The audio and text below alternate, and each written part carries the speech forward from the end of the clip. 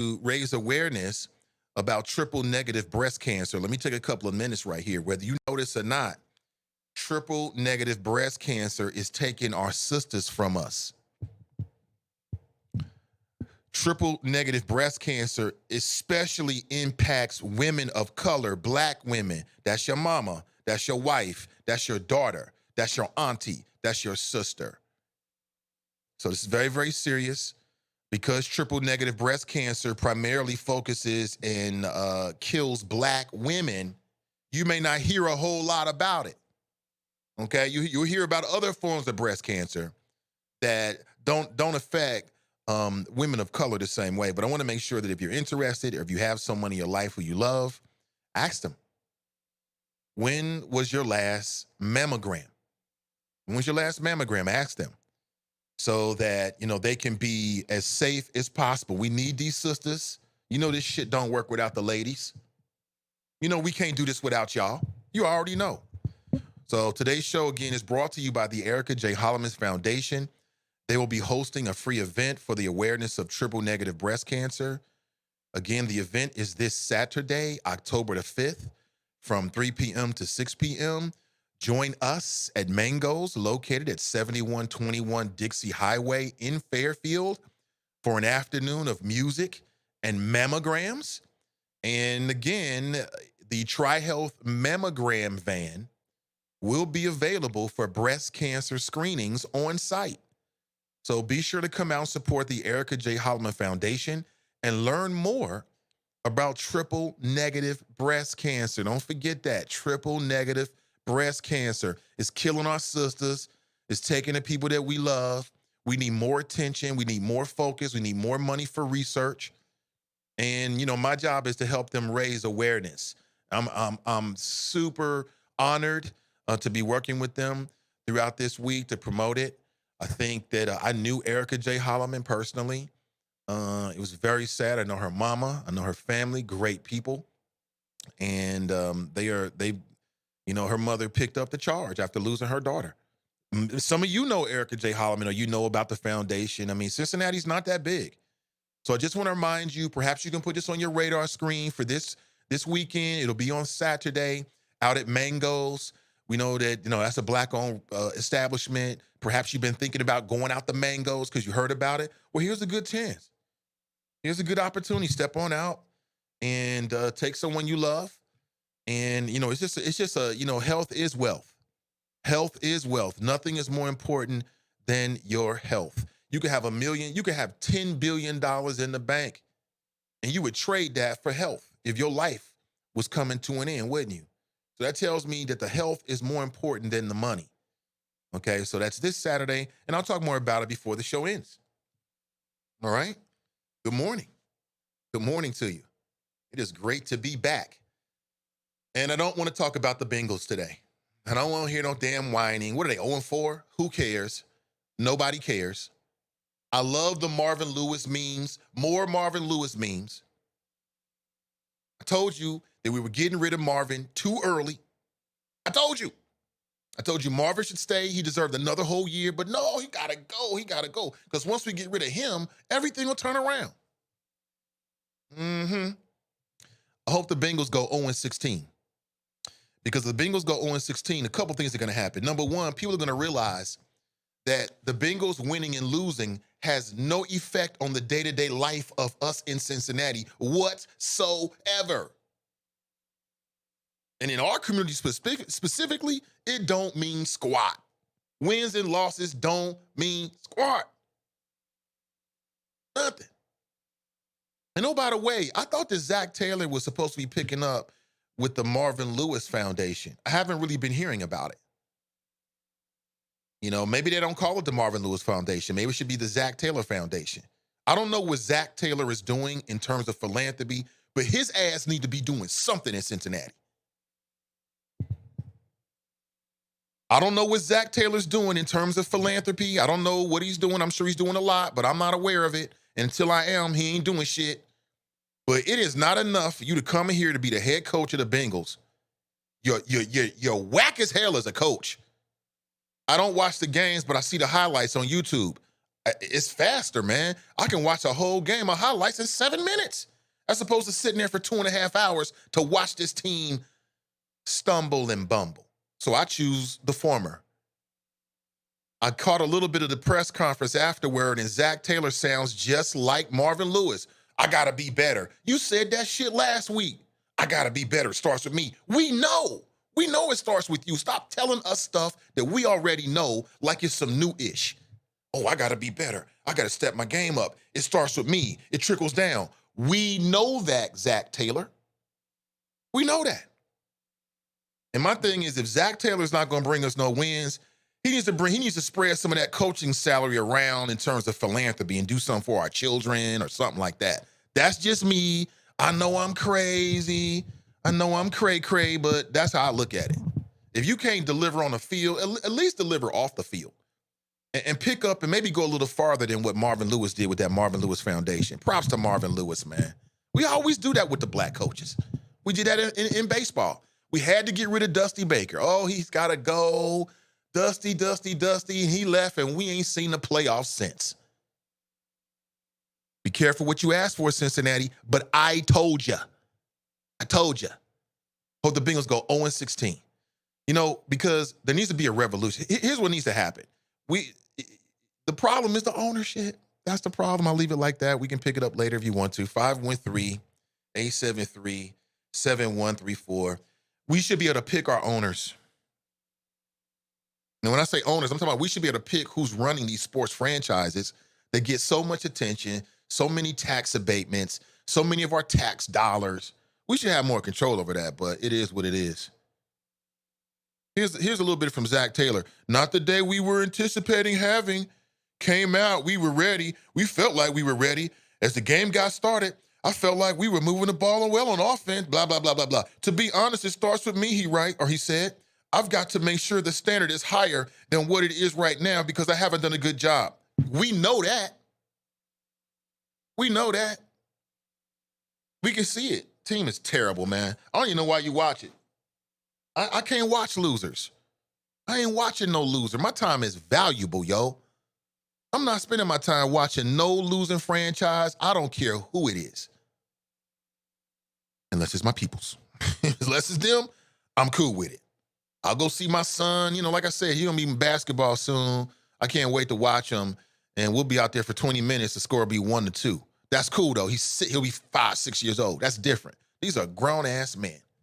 It's a damn shame. Y'all deserve better. I'm mad for you. I'm mad for you. I'm mad for you. I'm mad for Hamilton County. This is terrible. Why do we even have a team? If this is what they're going to do on Monday Night Football, stumbling and fumbling and bumbling around, I can't even blame Andy. From what I saw in the highlights, he didn't have no time to throw the ball. This is a travesty. I'll leave it like that and we can move on. 513-873-7134. If you'd like to share your thoughts this morning. Oh, boy. Cincinnati, right? What are you going to do, man? Can't live with it.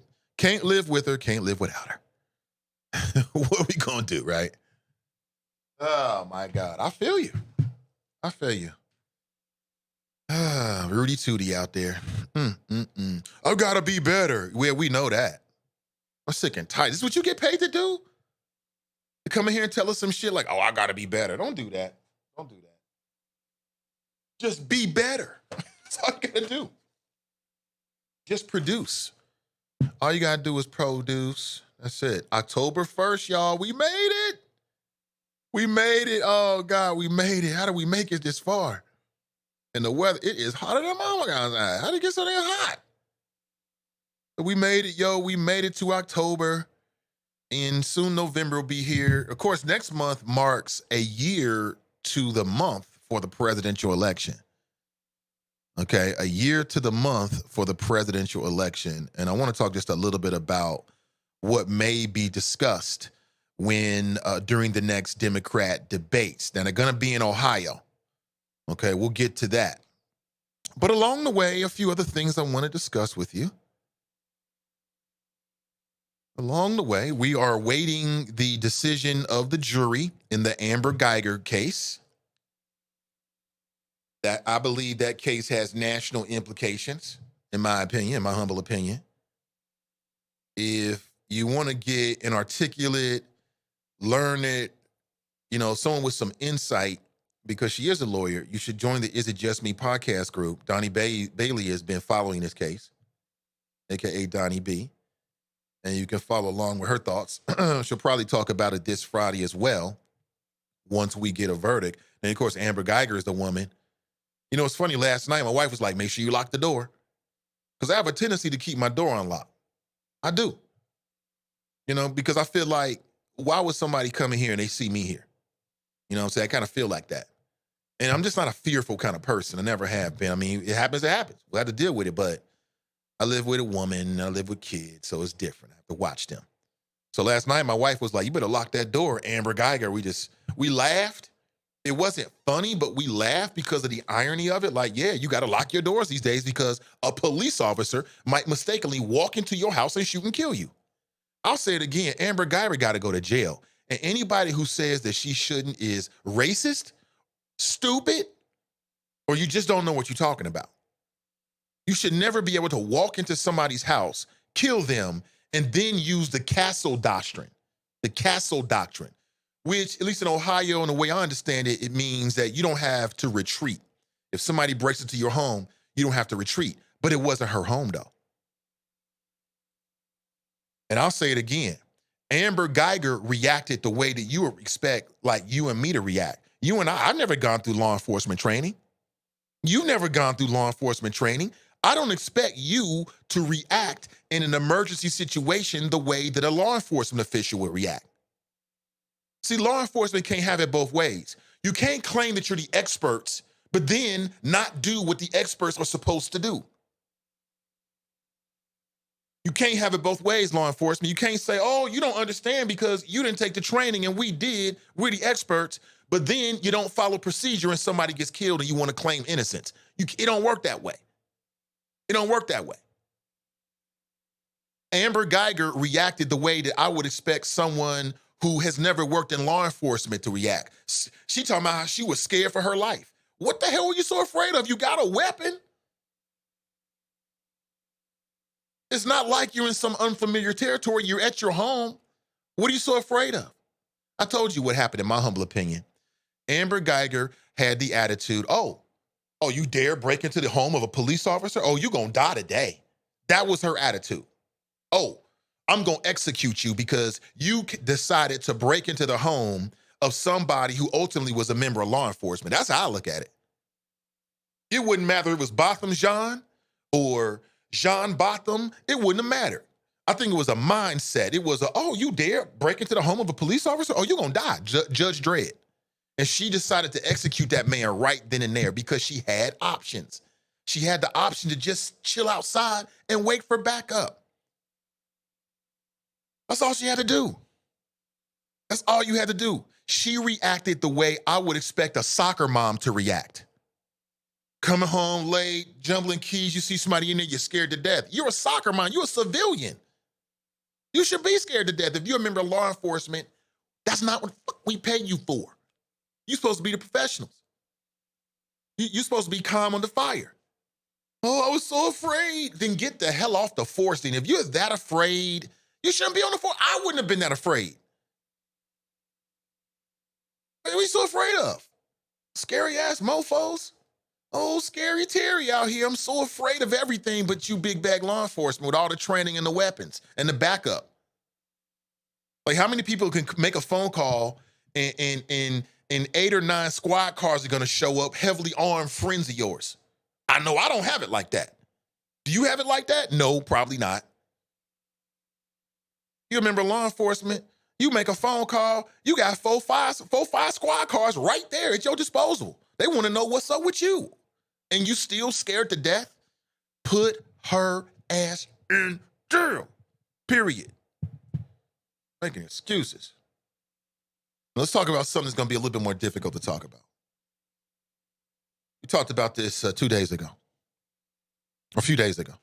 Black student who said that white classmates cut her locks, now admits that she lied. Young light-skinned sister. We talked about this. You saw the images. She said the three white boys on the school playground surrounded her and cut her locks and was calling her names. They was pinning her down. And I told you I believed her. Well, within the last 24 hours, it's been revealed that it was all made up. It's all made up. Her grandmother released a statement. Her family released a statement apologizing. And, quote, they kept laughing and calling me names. They called me ugly and said I shouldn't have been born.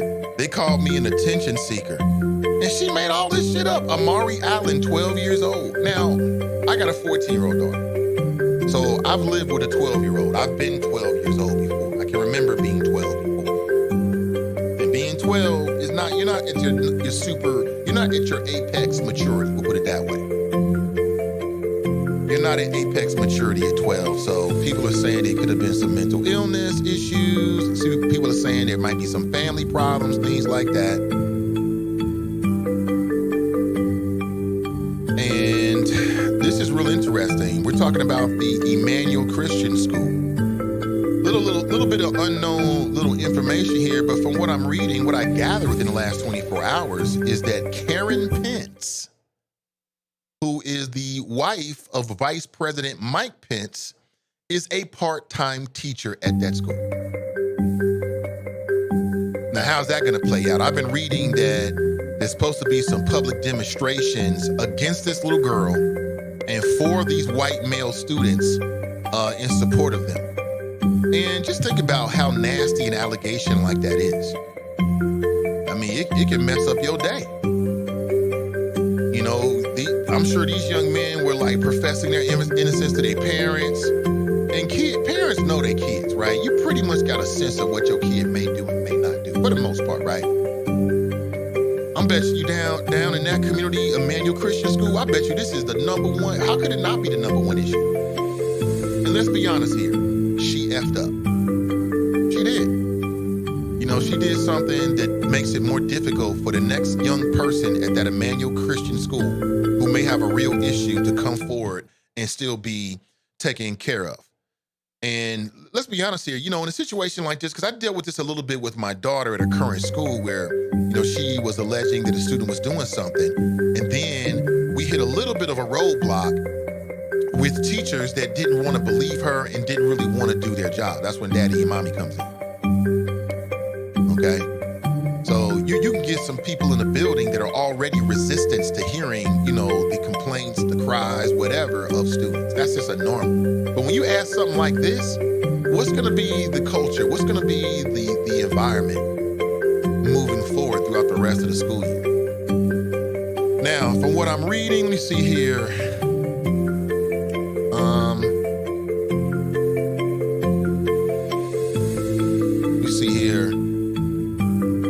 Trying to see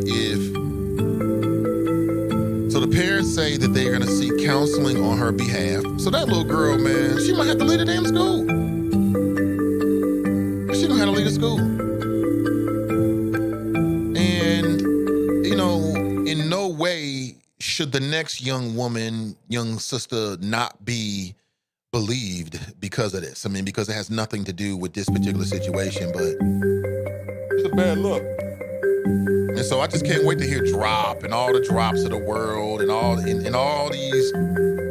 See, just the people that's gonna really pick up on this are gonna be black conservatives, because black conservatives are always looking for an example to back up their own position. Always looking for an example to back up their own position, right?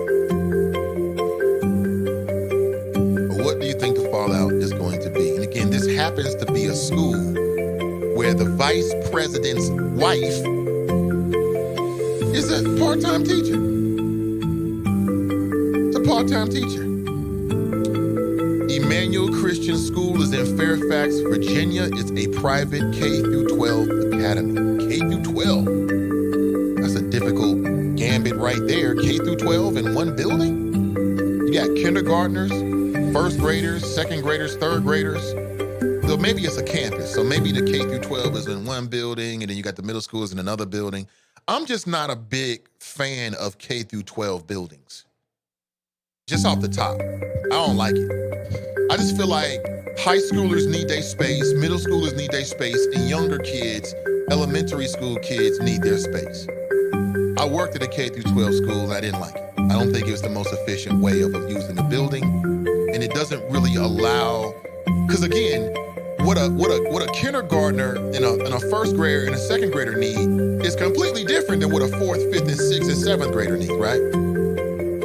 And what a fourth, fifth, sixth, seventh grader needs is completely different than what a ninth, 10th, 11th, and 12th grader needs. Two completely different worlds. I worked in a building where like the older kids, the high schoolers were upstairs. I don't know, I like single-use buildings, specific for a certain demographic, a certain age and or grade, but that's just me. I'm not sure what your experience has been. I'm not really sure what that has to do with this story. I'm just throwing it in there. She laid it on thick though. She did the media and everything. Said they cut her hair, called her names. Now, why would she do this? Did she do this because she was seeking attention? Did she do this because something else happened and then there was nothing done, so she decided to make something up so she could get her justice? I don't know. I don't know. But at 12 years old, I'm glad the truth came out. I'm glad these young boys were not unfairly persecuted. I'm glad but for the overall movement down there, it ain't a good look. It ain't a good look at all. It is not a good look. But what do you think? 513-873-7134. Somebody wrote, I'd rather deal with Marvin and his time management issues than watch this. Unacceptable. A guy on the payroll is not even 40 and was coaching high school last year. Could that be it? How long is it going to take the lazy mainstream Cincinnati media to say what I'm saying right now? Terrible. You got high school coaches out there? You know what I'm saying? Terrible. How do you become a quarterbacks coach? Go from quarterbacks coach to head coach? I think it was white skin privilege, quite honestly. I'm gonna be honest with you. I don't care. Nobody say. I think there's a level of skin privilege that happens with these coaches where you got primarily non-black owners who are looking for somebody that looks like their son to lead their family business. That's just me. I'm gonna put it right. Yeah, you make your own decision. My man Fame is 100% right. I was reading from his Facebook page here. Screenshotted it earlier. Great point. I would have rather watched Marvin than this. I'm telling you. Marvin Lewis would have got at least one of these games. I'm sorry. But everybody wanted to go with the young white male. He's different. It's different. I hate to make it a race thing. This is what I see. And Bengal fans are going to suffer because of it. Now, are they going to luck up and get a win here or there? Yeah, they'll get a couple wins. I hope they don't, though. I want the team to go 0-16. 0-16 is what I'm looking for. I'm not rooting against the hometown team. I'm rooting for the hometown. That's what I'm rooting for. I'm more for Cincinnati than I am the Bengals. The Bengals are not Cincinnati. We are Cincinnati. Cincinnati is made up of the people, white and black and rich and old. You go to work, you pay your taxes, you go to the park, you go to the chicken wing festival. We are Cincinnati, not some sports team. We don't need that. I don't know, man. I'm just different. I'm just a different dude. I don't have time for that losing shit. I don't got time for it. Older I get, man, I'm closer to death than I was yesterday. It's October 2019. I could be dead tomorrow. I'm wasting my time watching this whack-ass team fumble and stumble around just because. Y'all should be mad. And the only reason why I'm talking about this is because it's political. The Bengals are tied up with a half-cent sales tax. Every time you make a purchase in Hamilton County, a little piece of that goes to the Bengals. The only reason why I'm talking about it. If it wasn't for that, I wouldn't give a damn. So what? 0-16, 0-16, 0-16, 0-16, because it'll wake people up.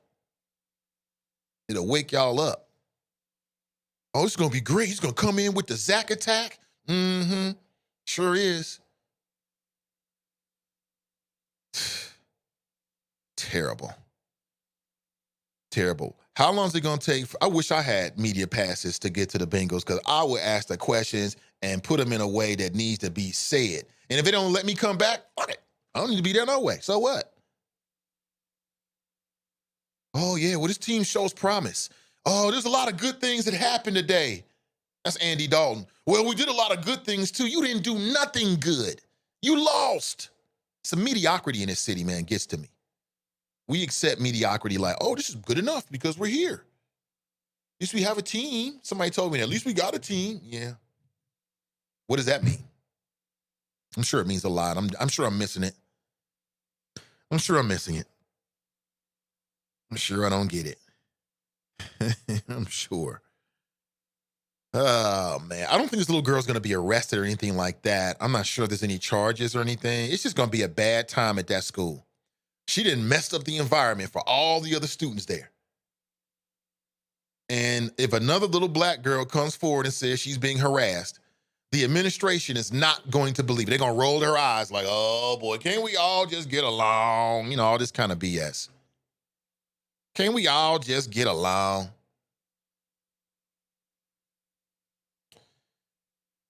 Can't we all just get along? Can we all just get along? You know, we're getting closer and closer to the school board election. And I purposely held off. I want to start having those interviews on the show this month as we get ready for the Cincinnati school board elections. Very important. I'll be honest with you. If you an incumbent, I got problems, homie. If you an incumbent on the school board, it ain't going to be nice. What the fuck is you doing? Period. Democrat, Republican, it makes no difference. What are you doing? What have you done?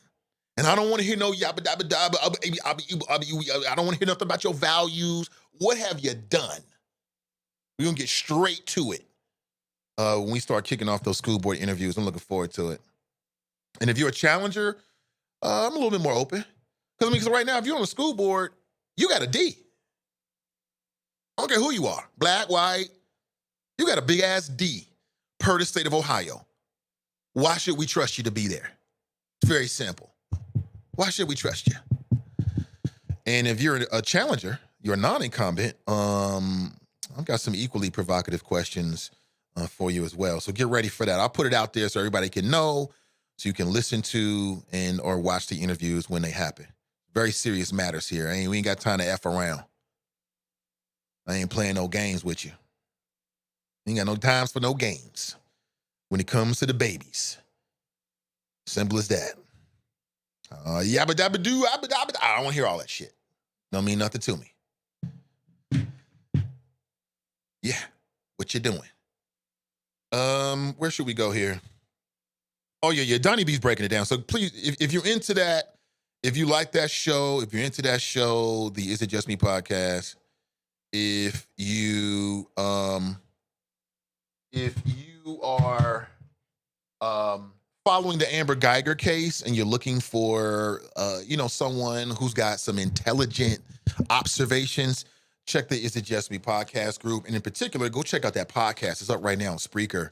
And she has some very provocative questions that I've still yet to see anybody on a national level really putting out there. You know what I'm saying? But let's go to the phones. We got an early call here. Good morning. Welcome to the show. Good morning, Mr. Ivy. This is your West Side Connection. Drop Squad 52, Walking Wild retired. Good morning, sir. Good morning.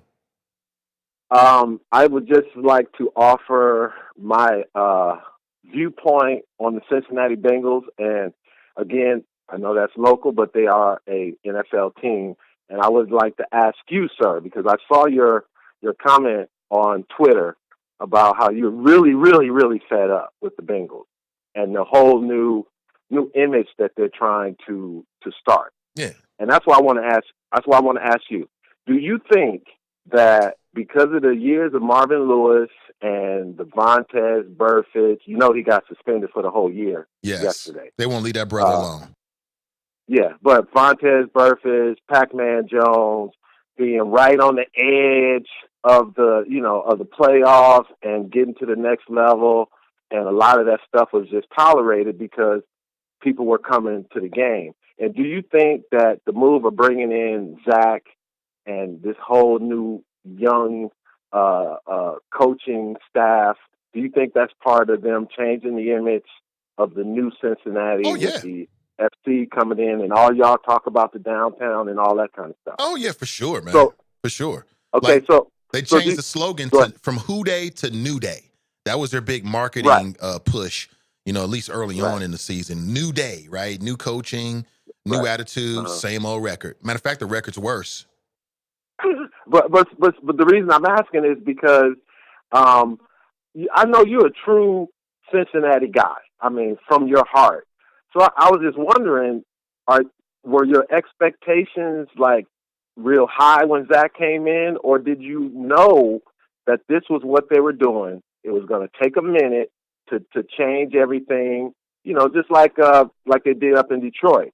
That they got the guy from New England, and he has to slowly change the whole, the locker room culture, or whatever.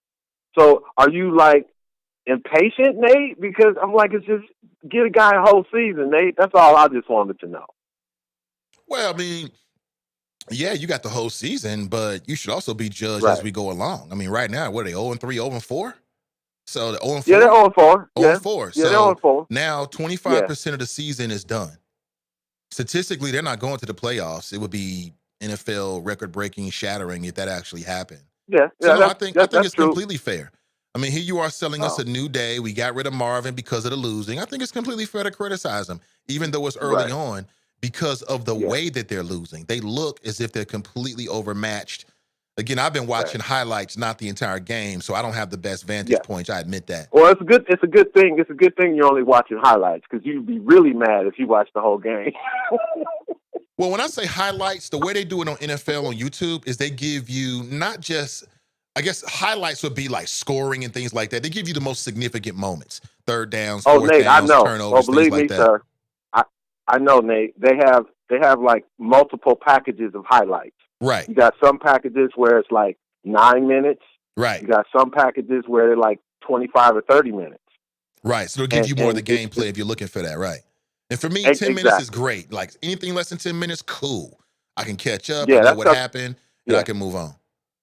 Yeah. Now, before I move on, because I'm not going to take up a lot of your time, because I'm not one to get on the air and gloat, but I wanted to ask you, did you hesitate on putting the little girl with the dreadlock story as your headline on your podcast? Oh no. Did you did you feel obligated to do it? Well, Because only in the I sense that I saw it, talked it about it broke before. last night.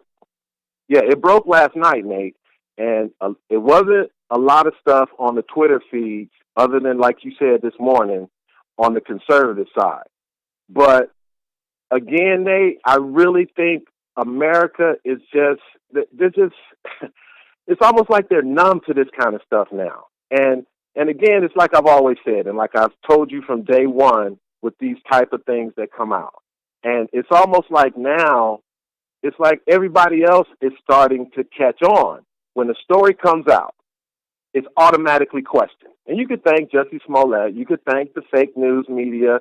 I mean, it's a lot of different reasons for it.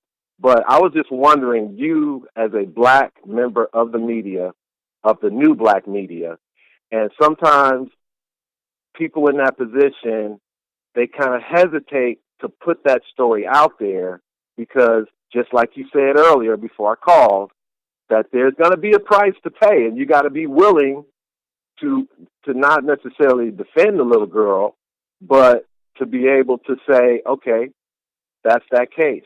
But how do we move forward? Because you're right, Nate. It's going to be problems for that girl in that school. I don't think she could stay at that school. I don't I think mean, so either. I don't. I mean, I'm a right, 1,000 miles away. That's in Fairfax, Virginia, but I don't think so right, either. I mean, it's a private school. Vice President right. Pence is. I'm just trying to figure out what the culture is like. So it'll be interesting. Have you seen? Yeah. Have you seen the school? Have you seen the campus? I've seen images online of it. Yeah, I guess in news reports. It's not small, is it? It's not in the inner city. It's in the suburb, right? Right. Exactly. So it's probably a big campus. So, because I'm telling you, out here in California, Nate, when I was refereeing, I went to some of these campuses, mainly Jewish schools, and they gated. They got armed guards, and they go from what you say K through 12. But the Mm, campuses are so big, right, the kids they very seldom cross each other's path. right, And right. they got recreation centers on campus. I mean, the Jewish private schools they off the hook, but I know this one is a religious school. So I'm just saying, I just wanted to know what your psyche was, Nate, My when you psyche, made that your headline. my psyche is that we just talked about this. So what's today? Tuesday. I just talked about Hmm. this on Friday. I made a very strong Right, statement in support of her. So for me, my style is to follow the story. Follow it to its logical conclusion. right, So no, I didn't right. hesitate at all. Uh, I figured I'd get a call from you gloating, but that just comes No, with but that I'm just not. comes This with it. not Nate. This not a glow call because I trust the process, and I also trust the verify. And the other topic, which I mean, this thing with the little girl, it's not good to gloat about this, Nate, because mental awareness, mental health in the black community is serious. Because even her mother, you said her grandmother, and you even said your family, they know when this stuff comes out.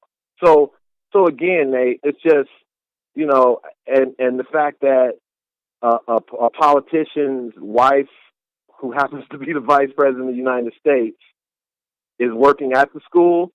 And like I said yesterday, who called the media? And there was no other account to this. So it's always you hesitate. For me, I always hesitate, But it's no reason for me to gloat about this story. It's a sad story. Again, Nate, this is the culture we live in 2019, with social media and people being able to post, and then the lazy mainstream media who didn't. I mean, they could have at least waited and asked around about the story. But anyway, I'm not Well, gonna go on taking more of your time. but that's What's the that? nature of media, though. I mean, the story comes out, they report it. They report it based upon what's being reported, what's being said. You know, Right, the most right, of the media, unlike myself, isn't going to take a strong statement saying, "Hey, they agree or disagree, or they agree with her or not."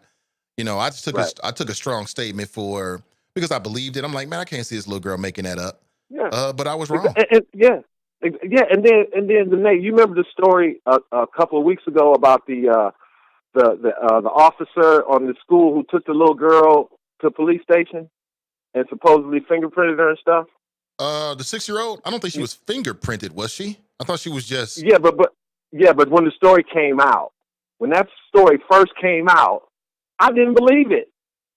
I was like, no, this story can't be true. I started researching it, and then I was like, okay, he's not a police officer. He's a resource officer. He works for the school. And then it became true. And then you hear this story. I believe this story. I didn't really look into this story. I said, yeah, this sounds like something that could happen to a little girl at this type of school. And then I'm like, wait a minute. There's no video, nobody, no kid put out a cell phone, nothing on World Star, nothing. So, but then the story came out yesterday. So I'm just saying, Nate, this is the time we live in, and I'm glad you're being a responsible, powerful, influential member of the media, the new black media, and the Nathan Ivy Show, powered by Sin Digital Media. Drop Squad 52, dropping science to anyone who wants to catch it. Peace. Yeah, we'll rack them. Go ahead and rack them up. Appreciate it. Yeah, I didn't think like, oh, let me not bring it up because somebody might say something. No, quite the opposite. I thought, okay, since we talked about it, let's follow it. And typically that's my style. If we talk about a story and spend some time on it, then I'll keep my eye on it. Maybe we'll bring it back up if there's any significant developments, whether it confirms or clashes with what I said. As a talk show host, this is more of opinion driven. I have a little bit more latitude to just give you my opinion. Traditional journalism, newsmakers, they're not going to give an opinion if they're good, if they're being unbiased, they're not going to give you an opinion one way or another. They're just going to report the story and then follow it and then report whatever comes out of it. That way it keeps their hands clean. No bias. But I guess I'm biased, man. What can I say? I'm raising a little black girl. She's 14 years old. And I'm biased. I mean, it's what it is. I'm very biased. When I hear these stories, I'm thinking, see, that's some bullshit. I can see it happening. Yeah, I mean, can you blame me? Come on now. After Trump got elected, remember when he got elected? Right after he got elected, he was elected in November, and between November of 2016 and January of 2017, when he was actually inaugurated, then there was numerous stories coming from the nation's schools all over the nation where, you would see and hear a video of people chanting about Trump or, go, get out of our country, hey. I mean, is it a stretch? I don't think so. I mean, we're post Charlestown.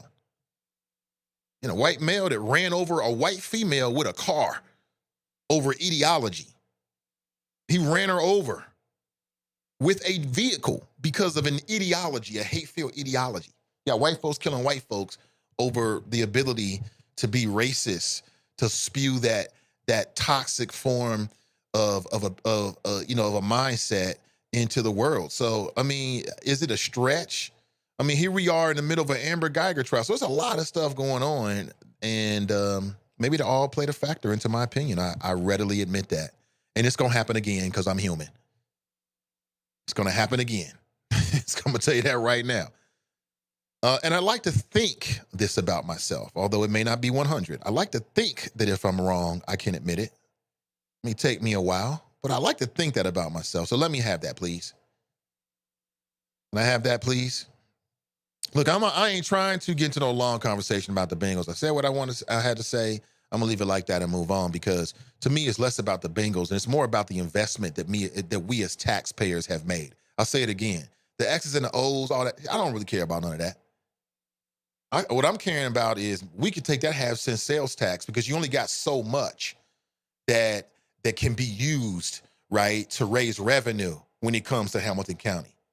There's only so much that you can actually do. So that half-cent sales tax that's going to the Bengals, we could be putting that to something else in Hamilton County that would benefit more people and have more of an impact in their lives. But no. We just had to have the Hamilton County Bengals. We had to have them. Oh, we can't let them go to Baltimore and all this other kind of stuff, man. I mean, I'm consistent. 20 years ago, I'm telling you the same thing I said then. It wasn't the best investment for the people, but what am I to say? It is what it is, man. It is what it is. 513-873-7134. Let's go back to the phones. Good morning. Welcome to the show. What up, though, Nate? What up, though? What up? Still trying to get at you. See if I can get through this call without you hanging up on me. Let's see. Or feeling a sense of white privilege. Well, the ball was in your court. No, not so. The ball is in your court. It appears, my brother. It appears. It appears if I bang on your ass too hard, you're going to take your ball and go home. So let me tread softly. Hey, Nate, I'm following the Amber Geiger, whatever her damn name is, case. And it seems like they rigging the whole... Come here. I'll say you said it right, as I understand it, okay. Geiger. Yeah, it appeared... Yeah, Geiger. Geiger. It appears the white males are rigging the case again. It's not a case of did she rightfully or wrongfully murder this guy. The whole case and cross-examination has been about her state of mind. And it appears by law they got to rule on her state of mind, not her state of actions. So she might be getting off, bro. It's just a sad case right here. I mean, it's kind of funny, her intent, her thought process, where she thought she was or what she thought she was doing, way more than her actual actions, because everything she thought is irrelevant to her actions. And it's a cut and dry case. Did she murder this man? And was she justified in the conversation? And in both cases, she murdered him. I mean, in situations or addresses, she did murder him, and she was not justified. I think I agree with all that. I think that what the question is what should be the punishment? Should it be 5 years, 3 years? You gotta ask. It's life. It's life in prison. What do you mean? It's life. Okay, and again, listen. Fairly becoming an officer, a poor ass human being, a poor sense of judgment. I mean, what you gonna give her a job next? Making donuts? I mean, what could she do? I'm with you.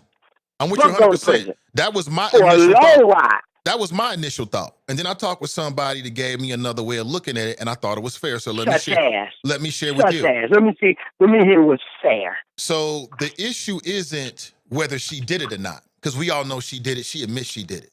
The issue is what should be the punishment. How much time should she get? So, for instance, there's a difference between. Not so, my brother. Could you stop right there, please? Well, let me finish it, but go ahead. Well, it doesn't make any sense for you to continue on with foolishness. No. Because what you said, you clowned it, man. Let me get this all out. Let me get this all out. You clowned it. So I'm trying to share something with you. No, I'm not. I'm just trying to save you, breath of life. No, you can't save me because I'm trying to. You asked me a question. I'm trying to finish it. Okay. I know, and I heard it, and I see where you're going. It don't take a genius, brother, to figure your brain out. Okay, you know what I'm thinking. So what am I thinking right now? You thinking some bullshit. You thinking what the other person. So you don't know what I'm thinking. So listen up and let me school you, young man. Okay, you don't read no damn minds. So I felt the same way you did initially. But look at it like this. It's really about degrees. Should somebody who committed what we would call a premeditated murder get the same amount of time as somebody who accidentally kills someone? So if you accidentally kill someone with your car, you hit somebody with your vehicle, you didn't mean to, whatever the circumstances may be, that's different. You should be sentenced differently than if you premeditatedly decided to plan and then carried out the murder of somebody. And so that's why I'm saying there's some degrees and some shades in there when it comes to Amber Geiger. But go ahead. Okay, after you get me off the mute. Brother, what you're saying is still besides the point and irrelevant. You're saying that you want to deal with her intent, her state of mind again. When, regardless of what her state of mind was, she committed a fucking act. So you're trying to give her a less of a sentence because of her state of mind. Now, I understand premeditated and intent and accidentally somebody stepped in front of my car as I'm driving down the E-way because they was trying to cross the E-way and I committed manslaughter and killed them. But when you commit murder, it stands on its own. You had the intent to do it, and the woman said she did. Well, murder is a legal. Hold on a second. Murder is a legal definition. Like that's a ruling that the court or a jury. Not so. Yes. Not because so, there's a difference between a murder and a homicide. The white male can give you the definition of up, and it may be a different legal definition, but that's besides the point. Murder and killing are two different things. Murder is unjust. Killing is justified. You didn't murder the lady with your car. When the person tried to cross the E-way and you ran into them, you didn't murder them, but you did kill them. Yeah, but it's a different charge. Two different factors. Yeah, but that's what I'm trying to tell you, son. Those are two different. The circumstances matter to the charges. Okay? So there's a difference between you mistakenly killing someone. You didn't mean to kill them. It was an accident. And you premeditatively killing someone. You plan it all out. You scope them down, you run them down, you kill them. Okay? That's what I'm saying. And even with Amber Geiger, what she's claiming is that she made a mistake. She's saying she thought it was her home. That would have been different than the prosecutors can prove that she had it out for Botham Jean, planned this whole thing out, and then carried it out. It's just two different levels of charges, B. Again, Nate, I have no mute button. Again, Nate, I have no mute button like you do to pipe you down. So I got to listen to your wayward rhetoric. Yeah, but you knew that when you called into the show, though. You knew that when you called into the show. When you called into the show, you knew you didn't have a mute button. So stop whining now. Just deal with it. Brother, I have no mute button, and I am dealing with it. Hence, I'm just telling you that I have no mute button, so I'm still trying to get out what I'm saying without you interjecting. However, what you're saying is still irrelevant. It's completely irrelevant because the woman said when she pulled her gun, she had the intent to kill him. She double-tapped to kill him. That was her intent. I don't care if she planned it 5 seconds or 5 days ago. It was a fact. And you're still making a way for this white woman. When the facts speak for themselves, she murdered a man wrongfully. Fuck her intent or when she decided to do it. Fuck when, and it's obvious by her Hey, testimony. And hold on, B. We don't cuss until after 9:30. That goes for you too. You ain't special. already been cussing. So you mean I don't cuss Yeah, I said you. I didn't say me. I said you. before? You said we. Okay, let me change it. You. Yeah, change it. Yeah. Okay, let me go. Okay, duly noted your next white racist maneuver to silence Black Lion. Duly noted. Let's move on. Let's move past your feminine white woman's emotions. Let's move on. As I was trying to say, the woman herself admitted that that's what her intent was, the killing. When she got off the phone, she admitted by her phone calls that she was more worried about her job than giving them their help. She also admitted on the phone call she knew she was in the wrong place. She shot a person in the wrong apartment. So when did you realize you was in the wrong apartment? When did the epiphany come to you? Which no one ever asked. But I'm saying even that is irrelevant and immaterial when the facts are you murdered the man in his house. Was it wrongfully or was it justified? In the conversation. Now, that side shit you talking and somebody told you and changed your state of mind, it's full of shit, Nate. Thanks for the call. I appreciate it. Listen, if you ain't gonna abide by the rules, you can't get on the air. It's just that simple. You ain't special. So as simple as that. You know what I'm saying? But I understand what you're saying, man. But I'm telling you that if the way you thought about it was the way everything was, then it'd be a completely different situation. I'm just telling you the facts. This ain't about what I think. It's about what the law says. It is what it is. Do I like it? No. Because my first reflex is I want the woman to go to jail for the rest of her natural life. I don't buy none of this. I'm just telling you what the legal arguments are, or at least trying to tell you what the legal arguments are. You can take them or not. But other bull, what time is it? Crap, you talking, you save it, man. Like I tell you can never say you love black people when you disrespectful to black people. You can never claim that to me. You can claim that to somebody else, but I don't believe it. I don't believe it. See, and stop the whining. I'm gonna do what I want to do. Period.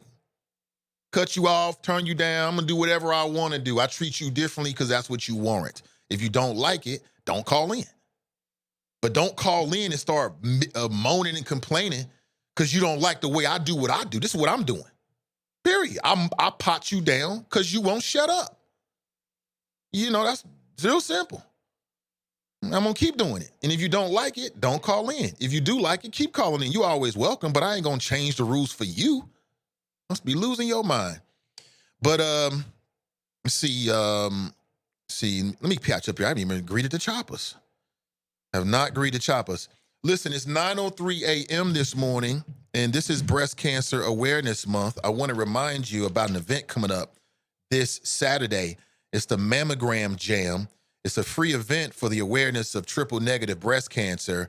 It'll be at Mango's Tropical Oasis. We need some tropical music. Frozen drinks and seafood. I haven't yet to go to Mango's. I'll be there this Saturday. 7121 Dixie Highway. That's out in Fairfield, Ohio, everybody. 45014. That's your zip code. You can put it into your GPS. Casual attire. My man DJ Pillow will be out on the ones and twos. They're going to do a split the pot. They're going to have a raffle. They got a specialty drink just for this event called the Pink Oasis. And the Erica J. Holloman Foundation will be hosting this event for the awareness of triple-negative breast cancer. And that's taking too many of our sisters, too many of our mothers, too many of our aunties, too many of our grandmothers. And because triple-negative breast cancer is especially attacks the bodies of black women, and I just feel like I don't really see a lot of media attention. This is an effort to raise awareness about this very critical disease. Again, it's Saturday, October the 15th, 6 p.m. to 8 p.m., located at Mango's at 7121 Dixie Highway. Let's ask yourself this: when was your last mammogram? We'll get one this month. The TriHealth Mammogram Van will be available for breast cancer screenings. Be sure to come out and support the Erica J. Holloman Foundation and learn more about triple-negative breast cancer. That's going to be this Saturday. Mangoes Goes Pink for the Erica J. Holloman Foundation. Want to make sure I get that in at the top of the hour. And good morning to everybody. Let's move on. If you want to call in, the number's wide open, 513-873-7134. All I ask is that you open your mouth. I'm sorry, you open your mind before you open your mouth, or else you're going to get the treatment he got. It's just what it is. See, there's no mysteries. You know what you get on the Nathan Ivey Show. I want to greet the choppers, and then I want to add some more things that perhaps either you're thinking about, or maybe it's on your radar screen, or maybe it's not completely. I want to talk about a few more things, though. But let me greet the choppers. I see Brian's in the house. He was first this morning. He writes, good morning, followed by Mason Mahler. What up, Mason Mahler, who writes, morning, Nate and the choppers. Hashtag Ukraine in the membrane. That's funny. Ukraine in the membrane. That's hilarious. What old school hip hop group is that song referencing? Is that a reference to one of their songs? Brenda writes, happy Tuesday. Denise Milk and Cookies is in the house. She writes, good morning. Hey, good to see you. Cincy Tigress is in the house. She writes, good morning. She also writes, good morning to the choppers. Drop writes, how about them Bengals? And then it looks like a little scared ass, soft ass Bengal emoji. Look at that. That is the soft, that Bengal emoji is softer looking than the Bengal tiger, the little prancing tiger. We're going to go play football.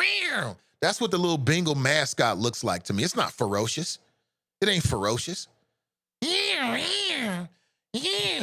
What the hell is that? That's like a cat.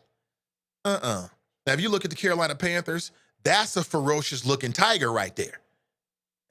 You look at that mascot, you're like, oh, they coming to play. The Bengals mascot is kind of like, what time's the game start? It's not a good thing. Denise writes, have never had a mammogram before. Is that right, Denise? Well, this is Breast Cancer Awareness Month in October, and perhaps, perhaps you'll get one. Because triple negative breast cancer, oh my gosh, man. Woo, I'm going to get emotional right now. I'm trying to keep the tears back. Very emotional man. I mean, like I said, my wife was very close to Erica J. Holloman, and of course, I'm close to the wifey. When your wifey or anybody you care about is going through something, you go through it. It was a very difficult time. Very difficult. A lot of crying on my shoulder, a lot of holding each other. It's just very difficult, man. And she fought it. It was in remission, then it wasn't. It was in remission, then it wasn't. It's just a terrible thing. It really is. And if it can be prevented or caught early by getting a mammogram, please do so. Please do so. Please do it today. If you've never gotten a mammogram or it's been a long time, please strongly consider getting a mammogram today or this week. Don't do it for me. Do it for you and your family. Do it for you and your family. And triple negative breast cancer is killing Black women, killing our babies. It's killing our wives, killing our grandmothers, killing our mothers, killing our aunties, killing our sisters, killing our cousins and our friends. And it's just something about it that's particular to the body chemistry of Black women. So, that's where the Erica J. Holloman Foundation comes in to raise awareness about that. So that, you can pay it forward. You can pay it forward. It's very important, I think. Very important work, in my humble opinion. And shout out to the Erica J. Holloman Foundation. I'm very emotional right now. I'm near tears just thinking about it. Need to console myself. Let me take a phone call here and get myself together. Good morning. Welcome to the show. Yo, good morning. Not sure what happened. Call me back. Call me back. Oh, you know what, Fame? My bad on that. I think I had you on mute, man. My bad. My apologies. Let me see if I can dial him back, because that was on me. My apologies. See what's going on.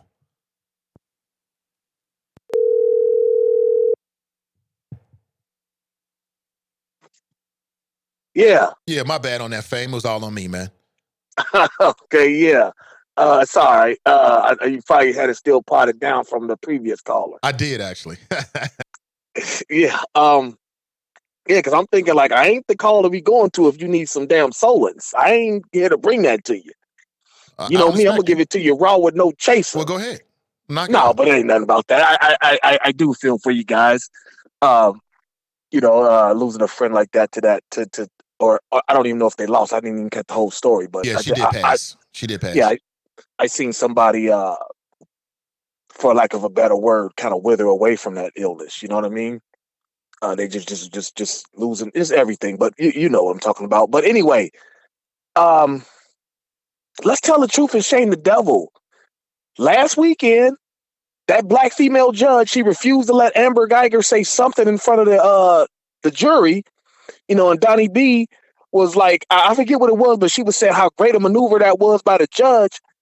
But let's tell the truth. We were all sucking from her left nipple.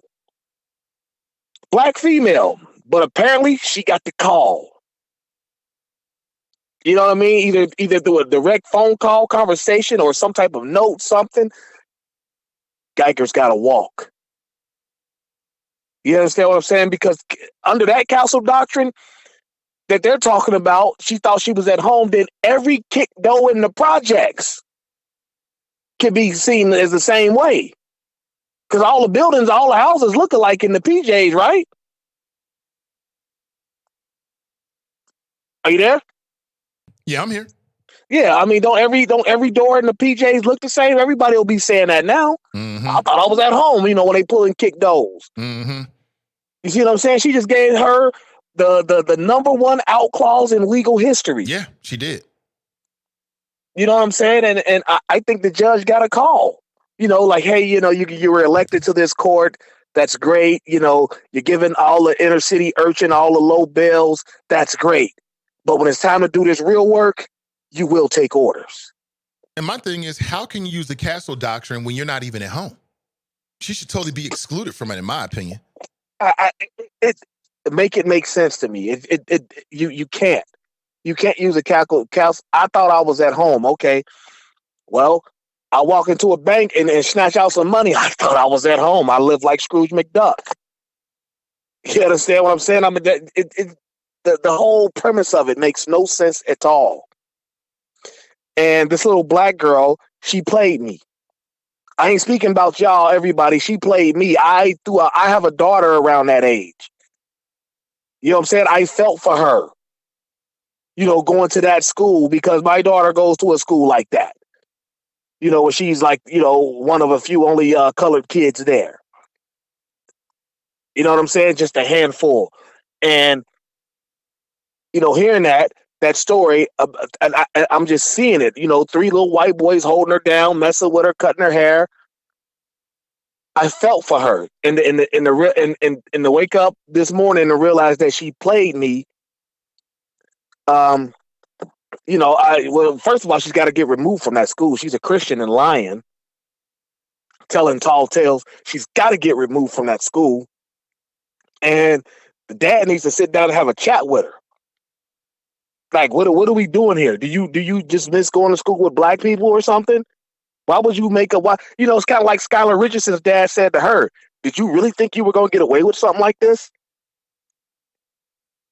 You understand? Like, yeah, like Drop was saying, there's no videos, no nothing. Young lady, why would you try? What would make you think it was cool to pull this type of stunt? Did she ever give an explanation? Not that I have found so far. Just the only explanation or words have come from the family members, the grandmother. The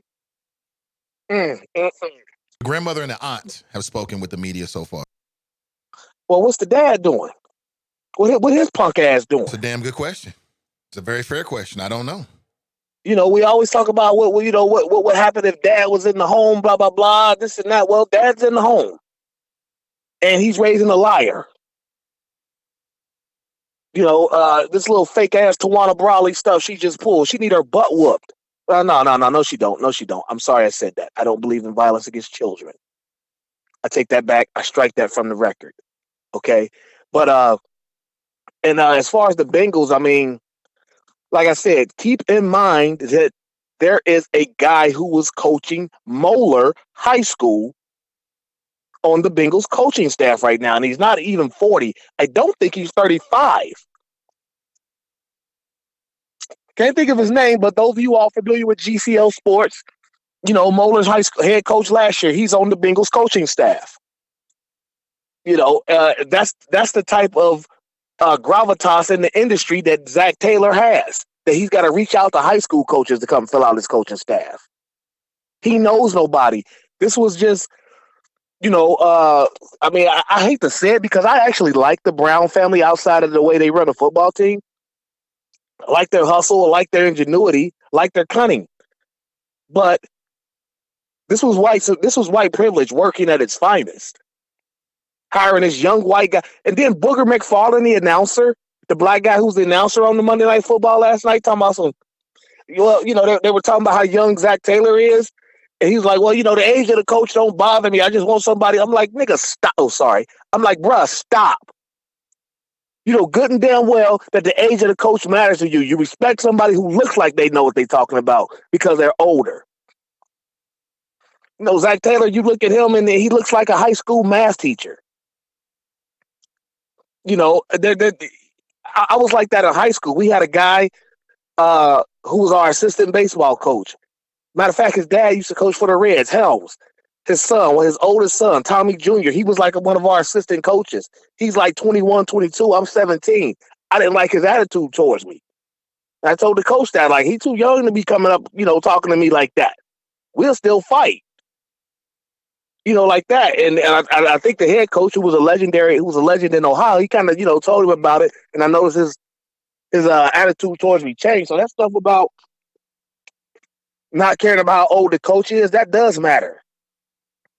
The guy out in LA, he's young. He kind of caught lightning in a bottle, but now the league's caught up to him. His window's slowly closing. They're not as effective and as dominant as they were. They just got whooped on at home by Jameis Winston. So, the Bengals, I still want them here though. But aside from all that, I still enjoy being one of 32. That matters to me. I don't care what anybody else says, and I'm not even willing to argue or debate you about it. It's just how I feel. We're going to have cognitive dissonance if you disagree. So we must not even broach the subject. Well, then now I want to disagree with you. You wake up on to disagree with me. I want to disagree with you now as you said that. You wake up, you scroll my social media, what's Fame talk about today? Let me think of something to disagree with him with, even though I know he's right, because the alt middle always makes the most sense. I just want to pick a fight with him.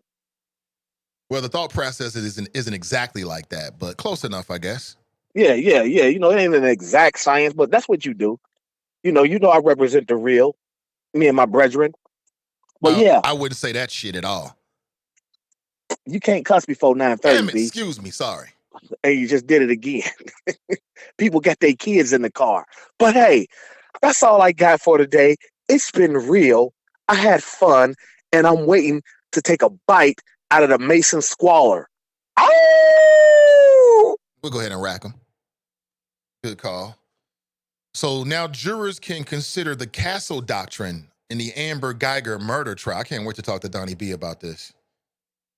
I want to get her thoughts about this because what does this mean? To me, this says Amber Geiger is going to walk. The Castle Doctrine is a legal notion that your home is your castle and that you have a right to use lethal force to defend your home and not retreat. But that should see, to me, mistakes matter. Like, for instance, it wasn't your house. So because you thought it was your house, shouldn't make a damn difference. It shouldn't make a difference at all. And you got a black female judge.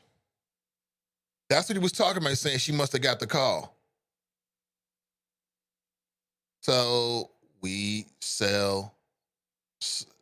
basically the instructions are for the jury who began deliberating on Monday, that was yesterday, is to find whether Amber Geiger is guilty of murder, manslaughter, or neither. Some say she was overcharged.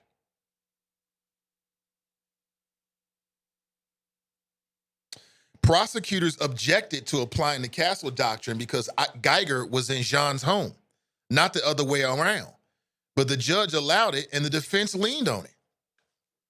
Yeah, I'm going to tell you again. And it looked to that right there, when I read that, I thought, okay, Amber Geiger's gonna walk. She out of here. Here we go. We shall see. CJ writes morning all. Drop writes impeach 45 in 2025 when he won't be in office, even if he wins re-election. Mrs. Love being black writes, good morning, beautiful fellow. Wait, I just mangled it. Good morning, fellow beautiful choppers. Hey, good to see you, Miss Love being black. Let me check out this avatar. Okay. Seeing what you're working with on there.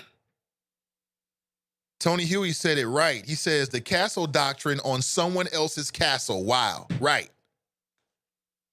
Mason Marler writes, rat juicy from the PJs. Is that right? Oh, man. Mike Davis writes, greetings, family. I'm starting from the beginning here. Let me go way back to try to get it in. Fast Pitch writes to me, to Nathan, this little girl needs some counseling. It sounds like she may be deflecting and is having identity / self-esteem issues. It's hard. It's a horrible look, though. Shaking my head. I agree. Yeah, if that was my daughter, man, I'd be so mad. I wouldn't even be embarrassed. I'd just be mad and embarrassed for her. You know what I'm saying? I've told my daughter before when things have happened, like, girl, that's you.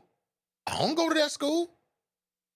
Me and your wifey got degrees. We graduated already. We went to college. We do what we do. That's on you. Either you're going to do it or you not. How do you want to be represented? How do you want to feel about yourself when you walk into the building? And if this was my daughter, that's what I would say to her. I would probably take her out of the school. And this is me being 1,000 miles away just because I want to protect her. But it would depend. It depends on the culture. Like, the school might be understanding. It might be some people in the building that's like, you know what? This little girl going through some ish. We ain't going to blow this up. We going to kill this right now. You welcome. And, we work really hard to make her feel welcome because now you got to walk around looking at the classmates and then all the friends of the kids that you pointed fingers at, they ain't going to want to be cool with you. Now all the kids going to be talking about you. And the more I think about it, the girl going to have to go. She going to have to go to another school now.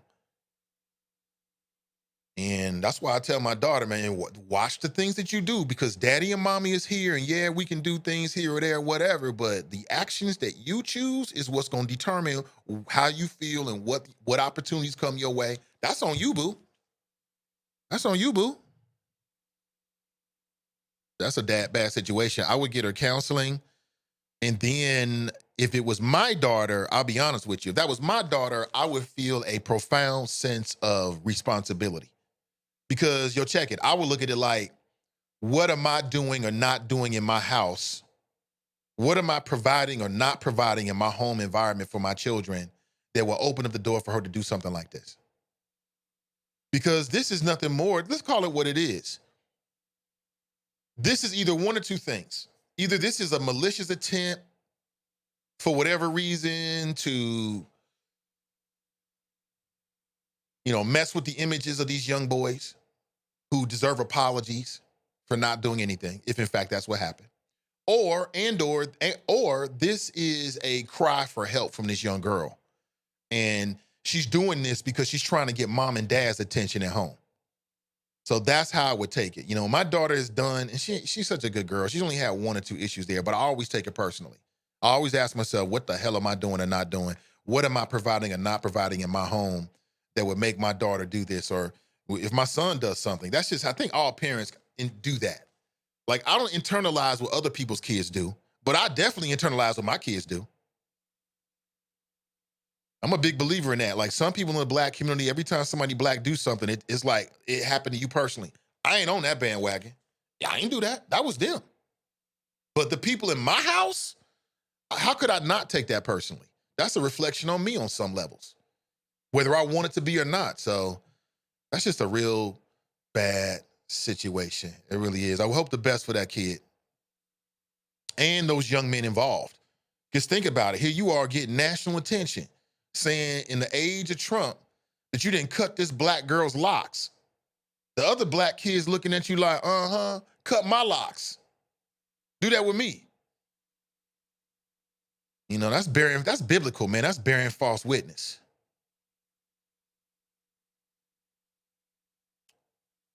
Tiffany's in the house. She writes hi. Kush is in the house. He writes good morning, Nate and the Choppers. Good morning, everybody.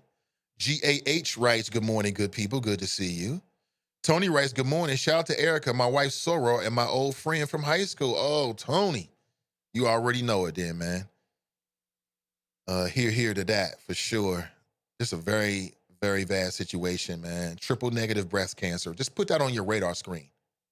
Triple negative breast cancer is killing Black women. What are we going to do about it? I say at the very least what we should do is support those organizations that are trying to provide awareness and also money for research. So that's the other thing. Like, because triple negative breast cancer is not like afflicting white women at the same rate as Black women, let me speak real, then it doesn't get the same amount of research dollars. Therefore, we're not as close to a cure for this as perhaps because research dollars are going to other forms of cancer that get more awareness and are I won't say more popular, but more well-known. The end result is Black women are dying either way. Either way. And the Erica J. Holloman Foundation wants to raise awareness. They've been raising awareness for years, actually. They've got an event coming up. It's called the Mammogram Jam, and I love it. It'll be at Mango's this Saturday, starting at 3 p.m. So it's kind of like a midday affair. You've been thinking about going out to Mango's. I know you have. We're going out to Mango's. Going out there. It's Black owned. Going out there. Have some fun. And go on Saturday and spend some money for a great cause as well. Spend some money for a great cause as well. I've spoken with Erica J. Holman's mother, and perhaps we can get her on the air this week as well. Got a lot of things happening over the next couple of weeks. I'm lining up the interviews. Here we go in October. We're getting closer to this election, and I want to make sure you have as much information as you possibly can about everything that's going on, okay? And we ain't got no time to BS. We ain't got no time to BS. It's got to be real. And that is sad, very, very sad. But back to your chat, though. Let me get back to your chat. I agree, Mason Squalor. What the hell? Bunky writes, what's up, Nate and the Choppers?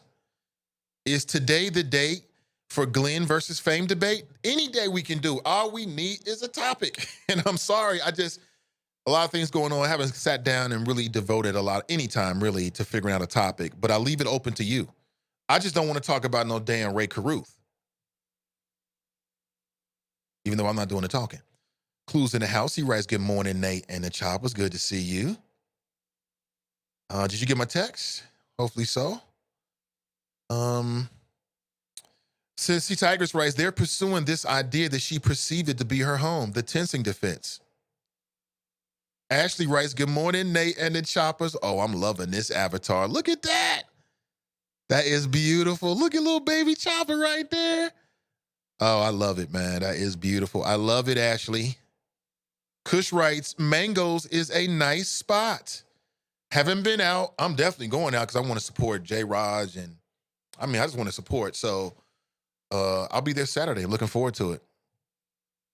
And I'll be there early at 3 p.m. So. Let's see. Eb G's in the house. She writes, thank you, Nathan, for spreading the word about the fundraiser event and about triple negative breast cancer. Your passion for the awareness is heard today. Absolutely. Mike Davis writes, shout out to the ancestor, Erica J. Holloman, never forgotten. Absolutely. Here. I'm getting emotional again. I got to move on to another topic. I'm just a humble man. I have emotions. I cry. I weep, should I say.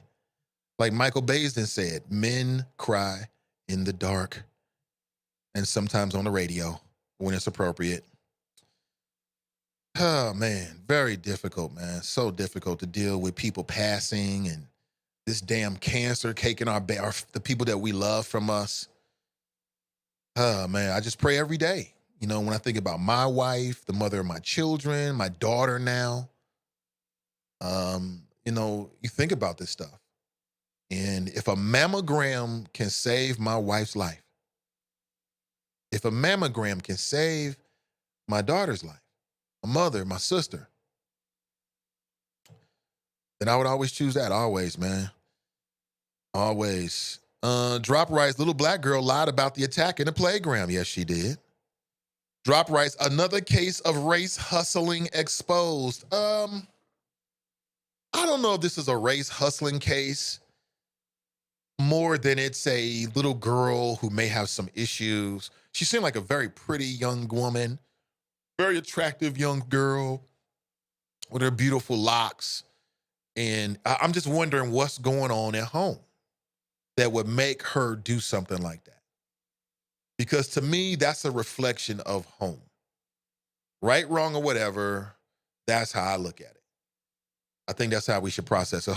I'm sure those people are gonna do exactly what we're saying. Like they're gonna huddle up and think, okay, let's make sure that a home life is what we need for our daughter, for this little girl, so she can grow up and not go to school and do this kind of dumb stuff.